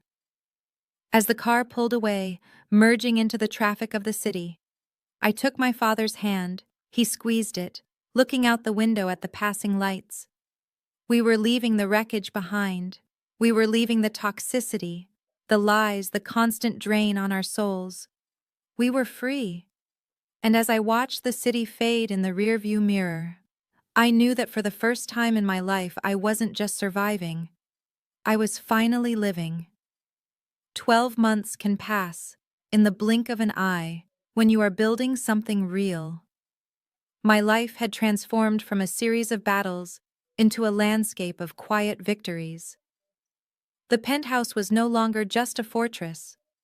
It was a home filled with the sound of my father's laughter and the smell of Sunday dinners that didn't come with a side of criticism.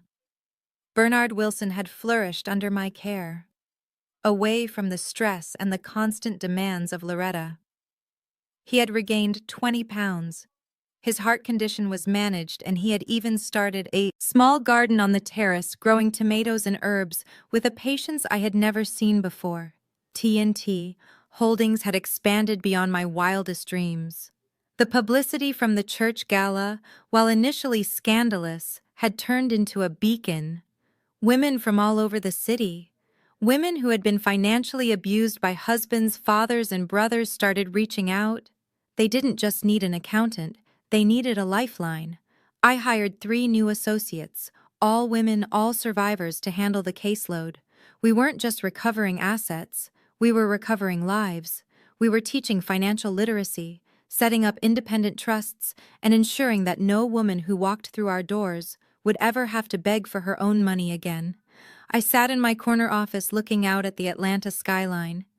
The city looked different now. It looked like opportunity, not a cage. My phone buzzed on the desk. It was a notification from a local news site. I had set up alerts for certain names just to keep track.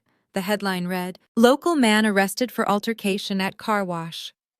I clicked the link. The mugshot was grainy, but unmistakable. It was Marcus. He looked older, harder. His eyes were dull, stripped of the arrogance that had once defined him. The article detailed a dispute with a customer over a tip. Marcus was working at a full-service car wash on the south side, scrubbing rims and vacuuming floor mats for minimum wage plus tips. It was the kind of job he used to mock the kind of work he said was beneath a Wilson. Now it was the only work he could get with a fraud conviction on his record and a reputation that was toxic in every business circle in the state. He lived in a efficiency apartment near the airport, a place where the walls were thin and the future was bleak. Ashley had divorced him 6 months ago, taking what little was left and disappearing into the ether. He was alone, humbled by the very life he had tried to avoid. I closed the browser tab, feeling nothing. Not pity, not joy, just a quiet acknowledgement of balance. The scales had tipped, and gravity had done the rest. Loretta's fate was quieter, but perhaps more haunting. She was living in a state-subsidized senior housing complex, a small beige building that smelled of industrial cleaner and regret. Her Social Security check, which was all she had left, barely covered her expenses. She had no car, no jewelry, no emerald gowns. The church community she had prized so highly had moved on, replacing her with new pillars, new families to honor. She was a ghost in her own life. I heard from a cousin that she kept a copy of Forbes magazine on her coffee table. The issue where I was featured as one of the top financial minds in the Southeast. She would show it to the nurses, to her neighbors, pointing at my picture and saying, "That is my daughter. She learned everything from me." They would nod politely, not knowing the truth, not knowing that she was the obstacle, not the teacher. She lived in a prison of her own making, rewriting history to comfort herself while staring at the success she had tried to destroy. I stood up and walked to the window, watching the sun dip below the horizon. It was New Year's Eve again, the anniversary of the dinner that started it all. But tonight, there would be no insults. There would be no dry roast. There would be no humiliation. I left the office early, driving the Porsche. I no longer felt the need to hide.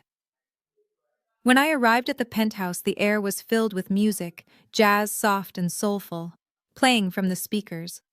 My father was in the kitchen supervising the caterers, tasting a sauce with a critical but happy expression. "Tiana," he said, his face lighting up. "You are home early." I kissed his cheek, smelling the familiar scent of his cologne, Old Spice and peppermint. "I wouldn't miss tonight, Dad." The guests began to arrive at 8 o'clock. Beatrice came first, bringing a tray of her famous crab cakes, her catering business booming, thanks to the referral network I had set up for her. Then came Sarah, my assistant, now a junior, a partner glowing with confidence. Then the women from the support group, the clients whose lives I had helped rebuild. They came dressed in sequins and silk, not to show off but to celebrate. We gathered on the terrace as midnight approached the city, holding its breath for the new year. Waiters passed around champagne, real champagne paid for with honest money, earned through hard work and integrity. I stood at the railing, looking out at the fireworks starting to bloom in the distance. Beatrice came up beside me, clinking her glass against mine. "A long way from the church basement," she said, smiling. "A long way," I agreed. My father walked over holding a glass of sparkling cider. He put his arm around my shoulders, leaning his weight against me, a weight I was proud to carry. "To new beginnings," he said, raising his glass. I looked around at the faces surrounding me.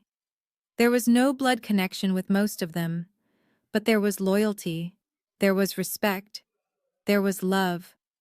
The kind that doesn't ask for a credit card number. The kind that shows up when you are broken and stays until you are whole. "To new beginnings," I repeated, my voice strong and clear. I took a sip of the champagne.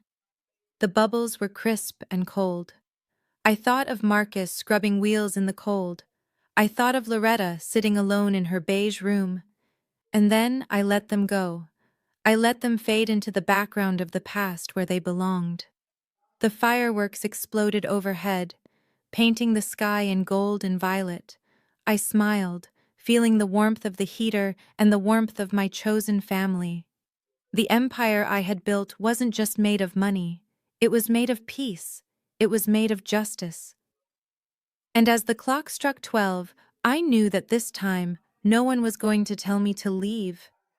This time, I was exactly where I was meant to be, sitting at the head of my own table surrounded by the truth. If you have ever had to burn a bridge to find your peace, hit that like button.